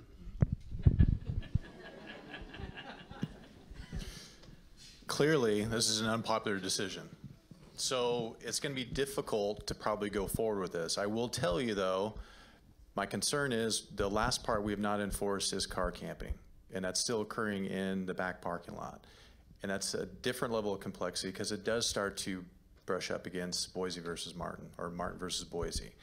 But again, if that's the consensus of obviously the city council leadership, then obviously we're not going to go for that recess or that resource. But I would argue it is a potential resource to try to deal with all the issues that we're trying to solve within the community.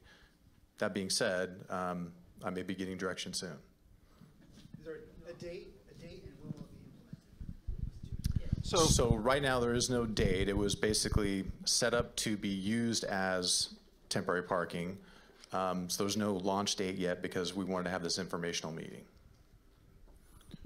So as we sit here today, we get a news report for a business owner that was in this room earlier today that has left. The Hawks Prairie Pharmacy was just robbed. Just now, came over a blotter. Two gentlemen.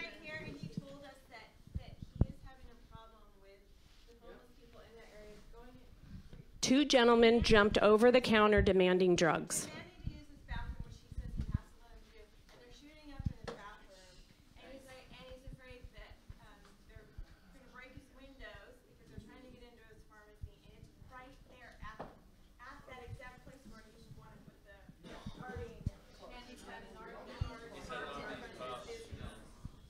Okay, so obviously I've been in here since about 6 o'clock, so I don't have that information, but my patrol commander's standing right back here, and he may have some information, and whether or not the people are homeless or what we know. Information on if they were homeless or not, but we did have an implied armed robbery where 2 suspects did jump over the counter of the Hawks Prairie Pharmacy at about the 2500 block of Marvin Road Northeast.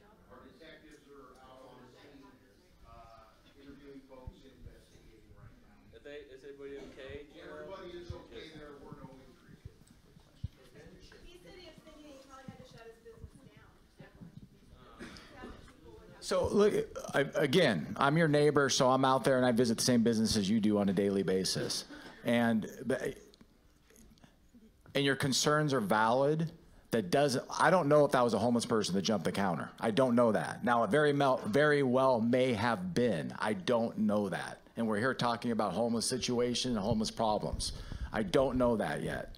But regardless of their social economic status, those people will be brought to justice the full extent of the law. And we're out there right now. I can tell you that I don't remember the last time there was a robbery. That's why I said, what's a robbery? Because a lot of times people, if something, happens in a residence, your bike was stolen out of your garage, something like that, which is terrible. But they'll say I was robbed. Well, that's not robbery. That's it's a different crime. So that's why I asked what that was. All right, we got a question over here. Yes, ma'am. Okay, so again, my name is Anna, and coming to you as a business owner, I know my family's been in the restaurant business for over 30 years. We have one here in Lacey, but I know how much taxes we pay, and so one of the questions is, are the people that are staying there, do they pay taxes towards our city? No, okay, so obviously. But so then what I'm saying, I would like to know, so I work for what I have, and I pay taxes to you guys. So all in the end, I came here today, missed work, and so what I want to know is, you mentioned previously that the decision's not final, but for the purpose of transparency, can you share with us how the final decision will be made on whether it will be there or where I need to go next to not have this happen? So I think on that one, the right thing to do would be announce that at a public meeting, at a city council meeting. So it would be televised, and then we'd actually make that formal announcement if we intend to go forward with that. So the decision will be made by all of you here with the input that you gathered. Yeah, I mean, the idea with this meeting was to gather information, have a discussion about it, and then we could take.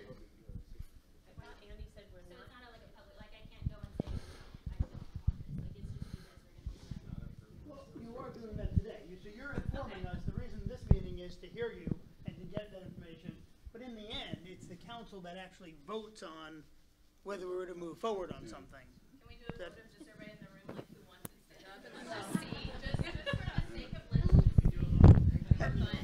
listening. So, excuse me, one second. So the problem with that is, although believe me, I want to hear what you have to say, and I take it seriously what people in the room are saying. There's probably 100, a little over 100 people here, maybe. Remember that there's 51,000 people in the city. So obviously we can't take a vote in this room to make decisions.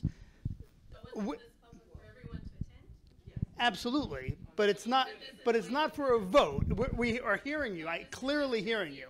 Oh, I mean, I think we could do that.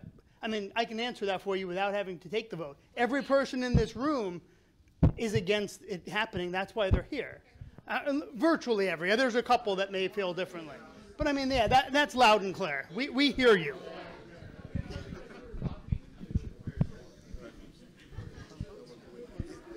Hello, my name is Barbara Chambers. I live in Thurston County, not in the city of Lacey, but y'all are my neighbors, so I'm here anyway.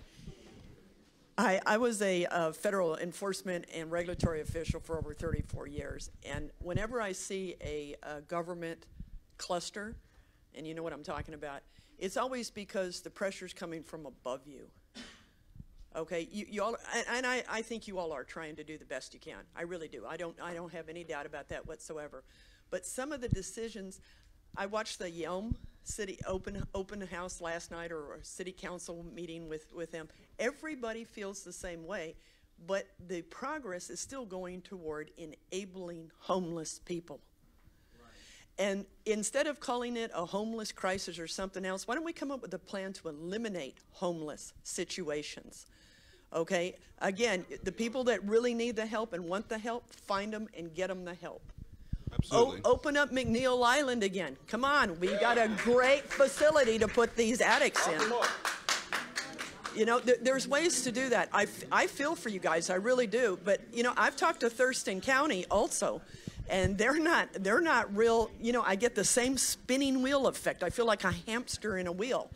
And it's the same thing with the county. And for those of you that want to know, I also attended a presentation with a few people in this room with some presenters from the county. Go on their website. It may not be there tomorrow, it may not be there next day, but there is a 5-year plan on, quote, homelessness.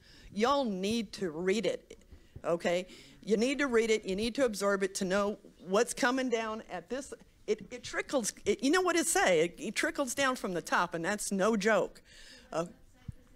It's the Thurston County website. In fact, one of the ladies, I don't know if she's still here, I don't see her, she was a little frustrated with our county commissioner. Look there, though. There's a 5-year plan that should be posted, because I asked specifically, post it before you approve it. Please post it. Give us a chance to comment on it so you don't get this kind of backlash, because it hurts. And I'm sure they're getting pushed by the county. And they're also look for that presentation. The lady's name, Keely? Yeah, Keely. Okay.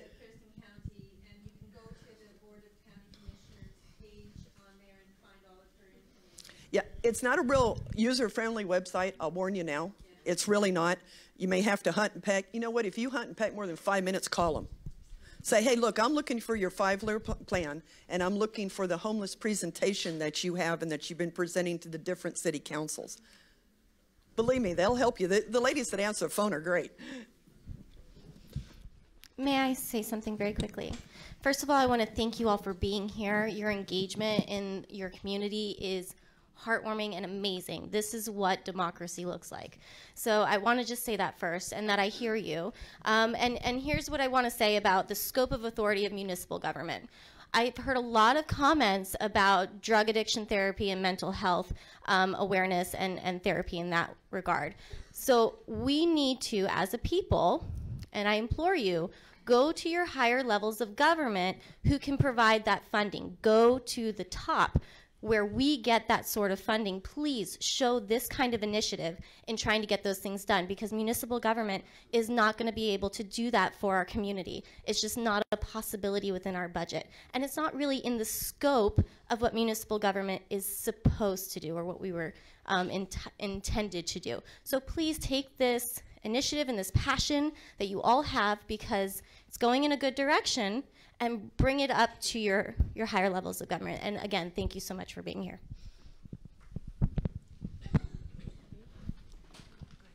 Hi, I'm Lorraine Donner, and I live in Jubilee. My Jubilee friends have gone. And first of all, I think you're all doing what you think you have to do on the council, because I'm sure you hear complaints all the time about come and get the cars off the street. We hear it all the time too from our neighbors, right? And you do what you have to do, so you get under pressure. What I'm glad to hear tonight, because one of the questions would have been adding to the police force. I'm glad that's happening. I think you need more than just that at the rate the problem is growing. But beyond that, I'm stymied to figure out why, when your experiment failed, all of these people, I only learned about it 2 days ago through that home site thing that I hardly ever touch, and I stumbled on it. Then I got involved in dialogue I should not ever get involved in, but these people lost sleep over this. How does it get this far when your experiment wasn't working? Why not take it beyond that point before everyone gets crazy about this? And I'm all for helping the homeless. However we can help the homeless, we should do it, because we help them, we do help ourselves. I'm not saying enable them. I'm saying help them the way I worked with Sidewalk for a few months, and I've seen these people, and people tell stories about them. Some of it's true, some of it's not true. I met people who live in cars, and they cry because they can't get a home. I mean, there are people who need help. I don't feel that the solution is to build an RV-type parking lot, personally, because we have the police force and we have regulations that you can contain that if you have enough help to do it. You need more help. At least I think you need more help. What do I know, right? So, but I think that's one point. The other point is I know you all have power because we elected you, and I helped some of you get there for the city council, and I think you're trying your best, right? I commend you for that. But this is a big thing. To put an RV park or a homeless camp of any kind, though I am in favor of helping homeless, in our city, to me, should go to the vote of all 50,000 people who live in this city. That's too big a decision to be left to you guys, who will get crucified if the thing doesn't work out. And there's too many possibilities that it won't work out. That's just common sense. That's the way it's going to go. So maybe that's what you need to be doing. Get your case together a lot better, take it down the road, invest the money in an election, and get good feedback. And the rest of us should be talking to those people higher up in government to provide the things they need to provide. Sidewalk goes down there, they run out of money in the middle of the month, for heaven's sakes. How can they get someone a house if they don't have the money? I rest my case. No, thank you. I appreciate your comments, and I appreciate everyone who is willing to talk to your state representatives, your federal representatives, and see if we can get some more solutions. All along the way, every council member up here cares deeply about this community and wants to make the right decision. All along the way, we've been asking our chief of police, what else do you need? What else do you need? Do we need more police officers? Yes, we do. We put it in the budget. So the question that was asked earlier is, what else can we do? We ask that same question to our city manager and to our chief of police all the time. This is an issue that keeps all of us up at night, every night, because it is heartbreaking, and there's no easy answers. If there was an easy answer, we would have come up with it already. And so we are trying to use the few tools that we have available to make sure the police can do their job. And you're not going to get any resistance from this council to make sure the police have every tool they have at their disposal to do their job. We're trying to do the right thing. We honestly are. We love this community. A lot of us have lived here for a long time. I was born and raised right here in an old historic Lacey, just a block away. I love this community, and I'll do everything in my power to make it the best community possible. And so we are trying. We are trying our best, and we listen to you. If I could come up with a magic wand, trust me, I would do it. We are restricted by the 9th District Court. We have to say, okay, you can't be here, but you can be someplace else. Where's the other place? What's that other piece of property? Not my backyard, for sure. I understand that.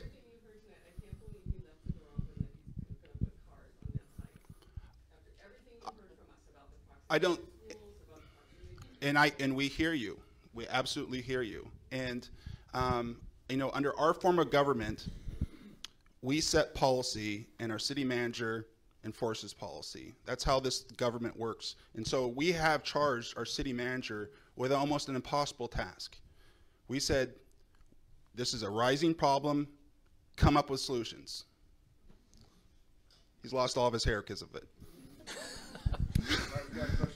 So trust me, we take this very seriously. We listen to you all the time. We get emails. And unfortunately, there's a lot of misinformation out there that we try to correct all along the way. But it's a tough issue. Thank you. Andy, I appreciate your comments. Those are really good. Thank you. Appreciate hearing that. Pretty simple question here. As Lenny mentioned, you know, our population here has now surpassed 50,000 people. City of Lacey police budget is, what, roughly in the $10 million range, I think? So my question is simple. How many officers and detectives are here for the City of Lacey? Not here, but for the community. So right now we have 55 commissioned or sworn officers on your police department. That goes all the way up to me. I asked the city manager, gave him a new organizational chart to help with not just this problem, but crime in general in the city, which is still extremely low. And I presented that to the city manager. It's going to go to council for vote on Thursday, but I have received a great deal of support knowing how much we're growing, how quickly we're growing. Because again, we need the tools in the toolbox to continue to keep a very, very safe city. And they have provided that for us, and I'm hoping the vote will go smoothly on Thursday. What was the cost for the city to have the RVs in the parking lot back there per month? Right now, you want to spend $4,000 a month out there. What was it costing the city when they were parked back there? So right now we have security cameras up there. The only thing missing from this site is fencing. So maybe it's about half the cost. Yeah. By the parking lot back Right. here. Again, there's a timing issue here. We were intending to use Main Street, and now we're having this informational meeting. There was an intention to use that as a resource. I get there's a distinction between let's go to Main Street or let's go to City Hall parking lot versus Main Street. Again, we'll have to rethink that whole process. Okay, the question I have is, if the same requirements to park at City Hall are the same ones that are going to be parking on Main Street, and you can't get anybody permitted to park in City Hall, why would you open Main Street and pay $4,000 a month when you can't get people to park here permitted? No, absolutely. So great I mean, question. Right here, they're close to services. The law enforcement is a step away. They don't have to drive 2 miles. Right. So We agree. I think that's what you heard from a couple of us already. That's what I said. That's what the mayor said. We are not looking to open that site because we don't have anyone permitted. Then close it. We're in agreement with what you just said. Get rid of the porta potties. And the dumpster. And again, if we're not going to be using it, obviously we will get rid of those things. So we're not going to continue to pay for them if we're not using it. Thank you. So we're in agreement with what you said, sir.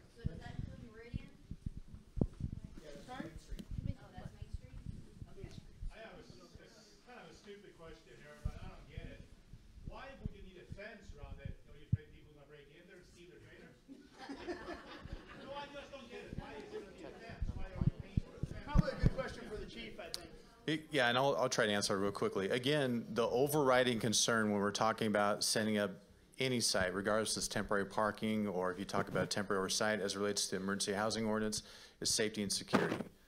So again, the fencing was there to provide additional security. That's why that fencing is there. So again, we're protecting the adjacent property with the fencing, so you're not going off the footprint of the roadway, and that was originally why that was put in place. Okay, I just have a quick question. Actually, I would kind of like to address both of you. So you'd brought up earlier about the limitation on what we can do to these people that are camping in tents on vacant properties or in the woods back there. Is there no vagrancy policy? Trespassing policies? Squatting policies?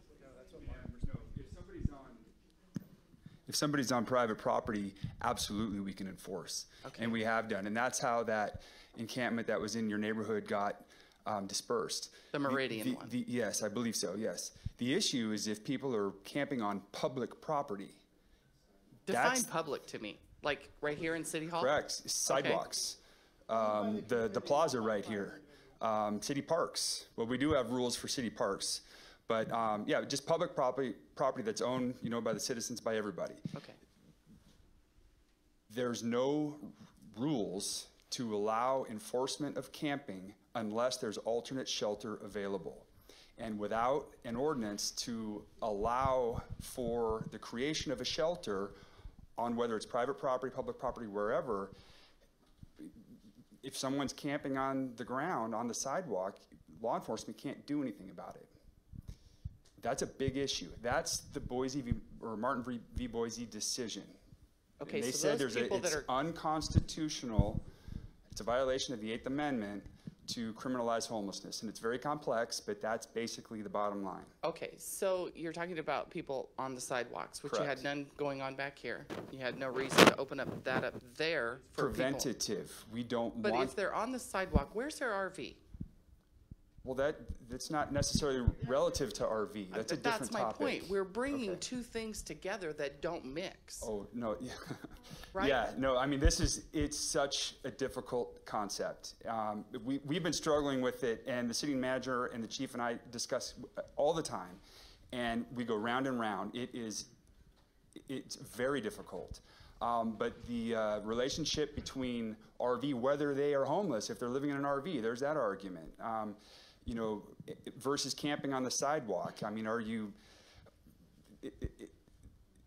But you just said that you can't prevent them from doing that, but yet you're saying in another sentence that they can't have tents up We there. are enforcing parking with the RVs. Okay, so that they we can can bring do their tents, because outside that's of the technically a auspices. public sidewalk, right? So they can put their tents up there. Now, because that's public sidewalk.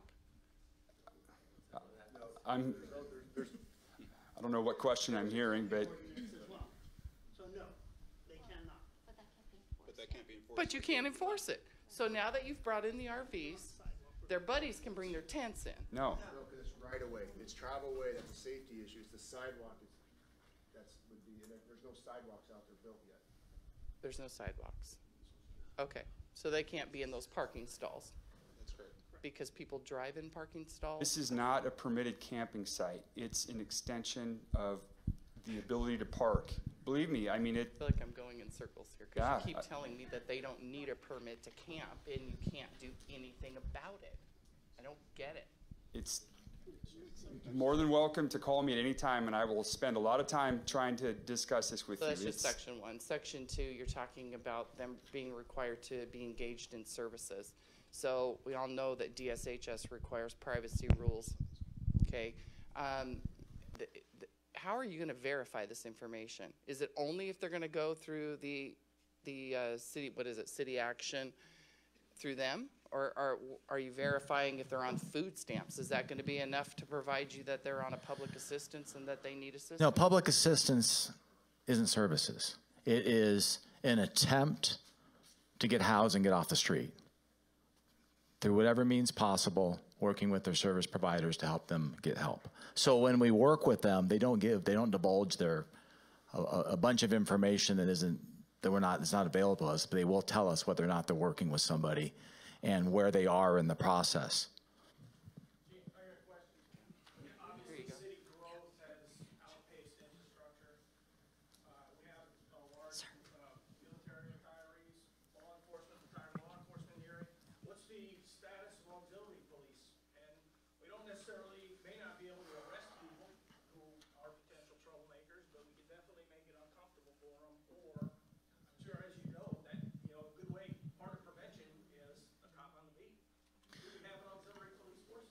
We do not have an auxiliary police force, but we have an incredibly proactive community.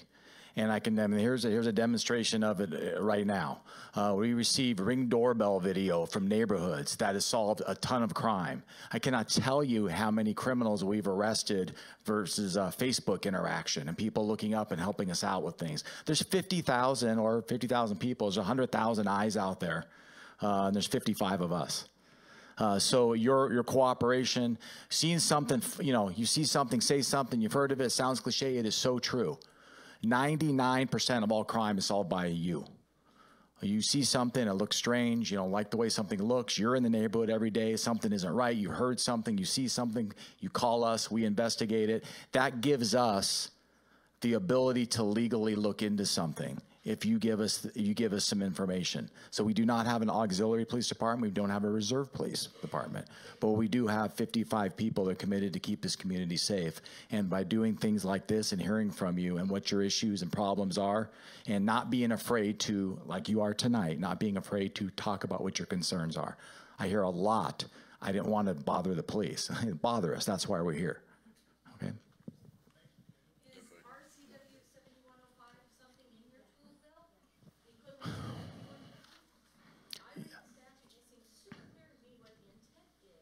Yeah.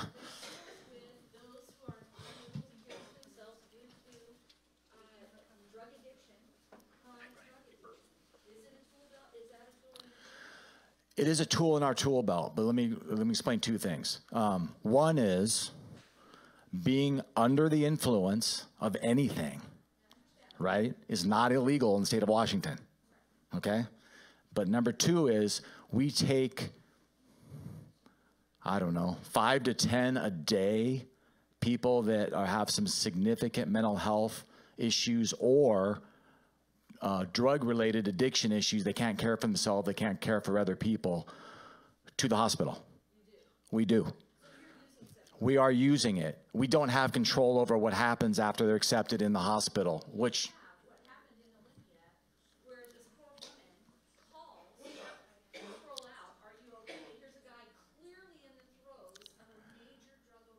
Yeah.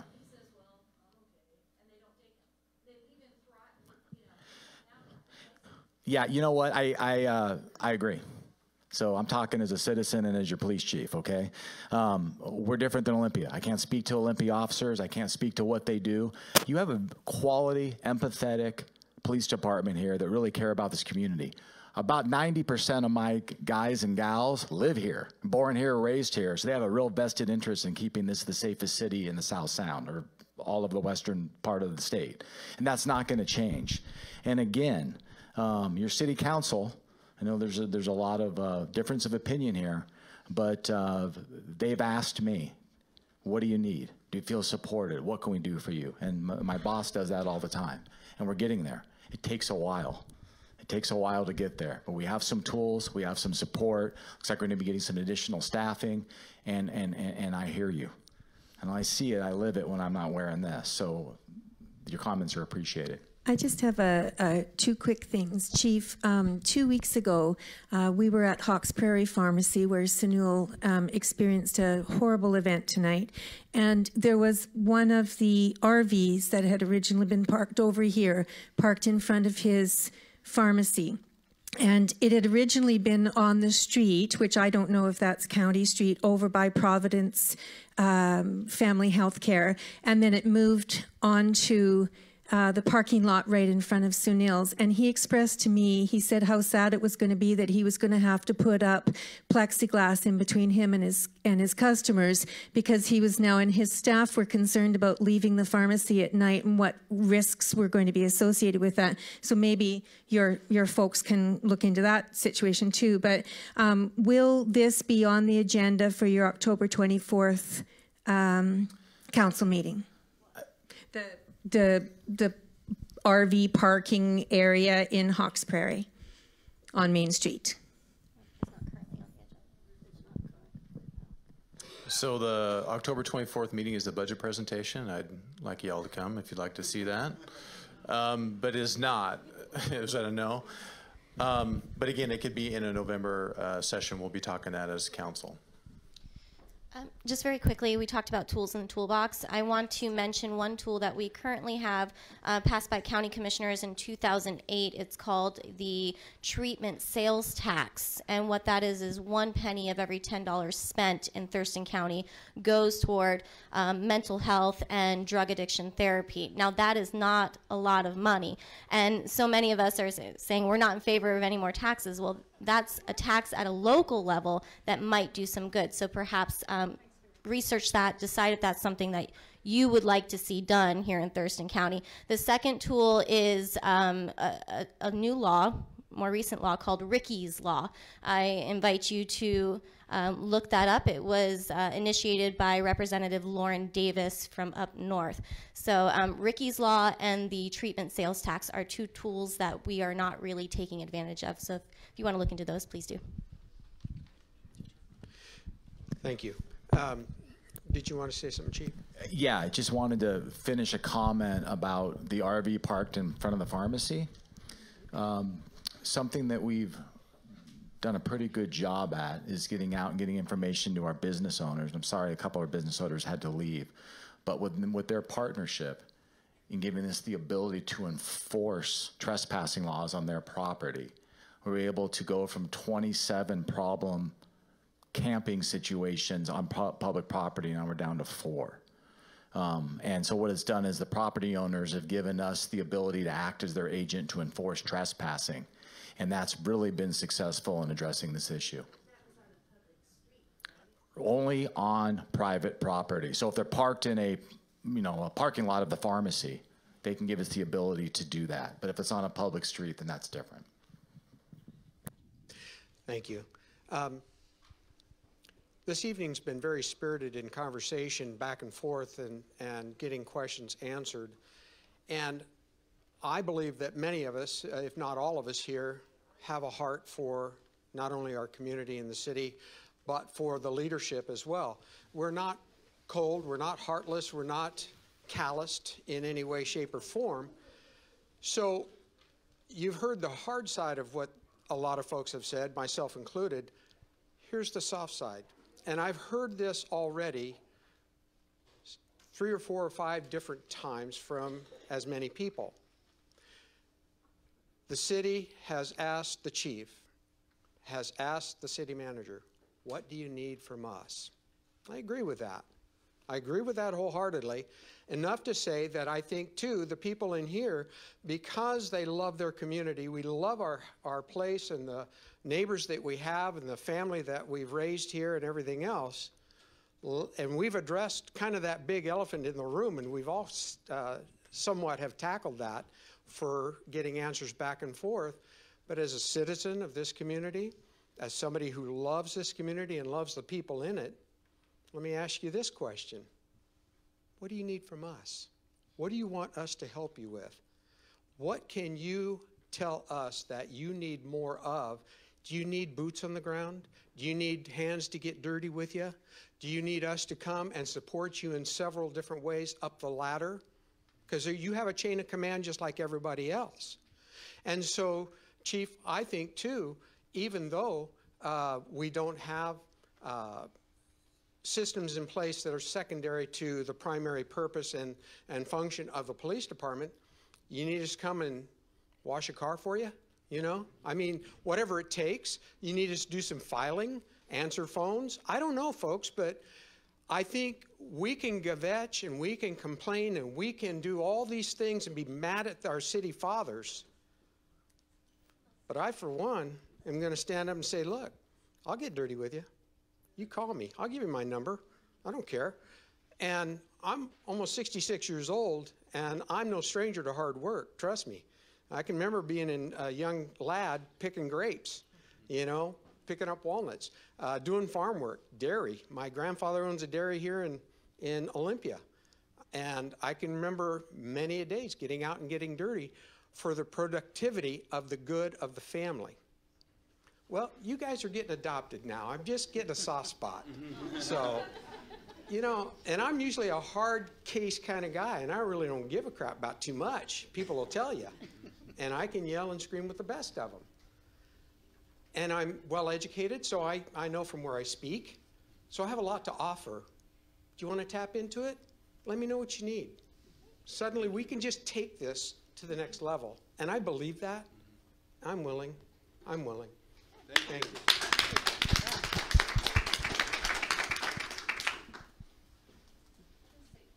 That's a really good point. And so how do we, as a community, get our state representatives, because it really is at a state level that we need to fight this, right? So how do we get them here? How do we get this participation with our state representatives? So, yeah, that's... So that's a great question. We're in a very unique situation where Olympia is right here, with all of our state representatives right here. I've been on the Hill countless times when it comes to law enforcement issues, when it comes to looking at more resources for this issue. And since I'm right here, I get called upon quite often. I've testified with our former chief of police. I'm sure we'll be testifying going forward. There are a lot of opportunities. I would suggest find out who your state rep is. Most of us are either in Legislative District 22 or the 2nd, depending on where you're at. If you're in the city limits, you're in the 22nd, call your state representatives and tell them we need more help. The mayors from Lacey, Olympia, Tumwater, and the chair of the Thurston County Commission, we met with the governor's office, and there are properties that are state right-of-way properties that we have no control over. There's properties right over here by Department of Ecology where there's been some homeless encampments there, and there's nothing we can do about it. And yet the state doesn't have a plan. And so what we tell them is, hey, if you're going to move people off of state property, don't just kick them out and move them into our cities. You need to come up with a plan, just like we're up here trying to figure out what the heck we can do as well. And so we do need your voice and to talk to your state representatives and say, hey, we have to come up with a statewide plan when it comes to this. As you know, Lacey, we have given our police some of the sharpest tools we have available for them to enforce the law. But we don't necessarily see that in other places. And so we need to look at this as an entire region. That's what we've seen mostly here, I believe, recently, is Olympia had a huge problem. They started to try to implement their problem, or find solutions to their problem, and set up a encampment, and they also put up a tiny home village. And for the people who would not follow those rules, they left Olympia, and they ended up in our back parking lot here. And so now it became our problem. And so we had to pass an ordinance. And unfortunately, they didn't necessarily want to connect to services. And they've moved down, a lot of them around Capitol Lake right now. Well, that hasn't solved the problem either. And so we just keep moving this problem around, and that's not helping anyone. Facilitate asking them to come. Let's get this group back on Nextdoor app or whatever and come and see if they'll come here, right? And talk to us so we have a bigger voice. I agree. One of us calling one at a time. Just a follow-on comment too. I 100% agree with you. So following from the comment, because I did look up that ordinance and I didn't see that subsection, but I think it would be beneficial for the public. And there was a gal over here who talked about the 5-year plan. She said, you have to dig for it. And that's a huge problem. We shouldn't have to dig for it. And when I was reading through that ordinance today, I was like, okay, well, this is an issue. And all of a sudden, when you said 12 hours, I'm like, well, I didn't see that in here. So having that either out here or on social media, on Facebook, on your website, clear as day, would be, I guess, my comment for that, just so we can all have that same information and access. And even our state officials, LD 22, you have Senator Hunt and Representative Dolan, Representative Doglio, and LD 2, you have Representative Wilcox and Barkis and Senator Becker. I've met them all. They're all fantastic people. But having that information easy and accessible for everybody. So I just wanted to follow on because I couldn't agree more with you. Thank you. So my background as a citizen, other than my real life, as a business owner and all that kind of thing, has been in nonpartisan advocacy work. And being so close to Olympia, I take on issues and advocacy work, once you start it, it's kind of addicting. So you go up there and you don't just talk to your 22nd LD reps, you talk to everybody who's around you in your region. And I will tell you this, it is time consuming. You have to make appointments, and you have to, if you want to go in there and really make a statement, I tell you what, just like all of you coming in here to our city hall, 10 people going to see a representative, they have small offices. imagine, all right? It makes a difference to go there in person and to not just talk to your representatives, but the people around in your region and say, hey, you know, I'm not your constituent exactly, but this is a regional issue and it's important enough to me to come and talk to you, to write an email, to make a phone call. And all those things are time consuming, but if this is so important to all of us, we should be doing that. And I would absolutely love to see a town hall situation, which we've had one before, which is where I met you, of our 22nd LD, where our reps came out and people came out and chatted with them. And so I don't see a reason why we can't say, hey, I'd really like to see you, because that is also their job, just like it's our job to sit here and hear you every day, because that's our job and that's what we want to do. So please call them.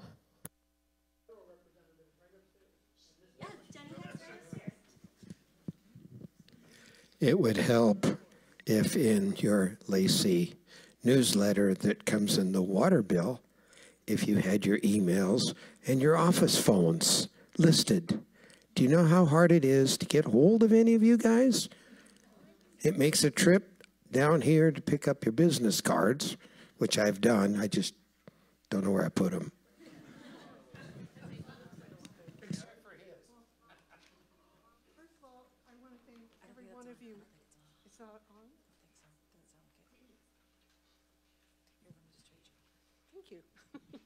They gave me the dead mic. Who knew? Well, first of all, I want to thank every one of you for coming out here tonight. And believe me, I hear you loud and clear. And if, as has been said tonight, if this were easy, it would have been taken care of by now. You asked, you know, what you can do. I think, you know, if all of us keep open hearts, open minds, I think if we can eventually come up with some sites, let's organize food crews who come out and, you know, basically serve a soup kitchen. Neighborhood watches are important, but I think the most important thing I heard tonight is people are scared, people don't like it, and I am too. I mean, I've had people in campers and cars, like a block, less than a block, sometimes right in front of my house. Our neighborhood has had needles in our children's playground and in our water drains. So, I mean, I'm living the same reality that you are, and I share your concerns. But I think we all just need to take a beat and understand that this is not a Lacey problem, it's not a Thurston County problem, it's a national problem where our our social systems are breaking down, and we've got to try to get hold of this the best we can, wrap around our arms around it the best we can. The last thing I want to do is hurt any one of you or make your lives any harder than they are. So we will be going back to the table and talking about this, and I would be surprised if you see us putting the RV camp out there. Thank you.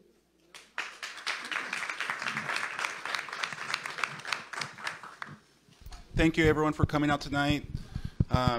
You can get a hold of us personally. Our emails and our phone numbers is on the Lacey website under council, and we're happy to talk to you anytime. Thank you.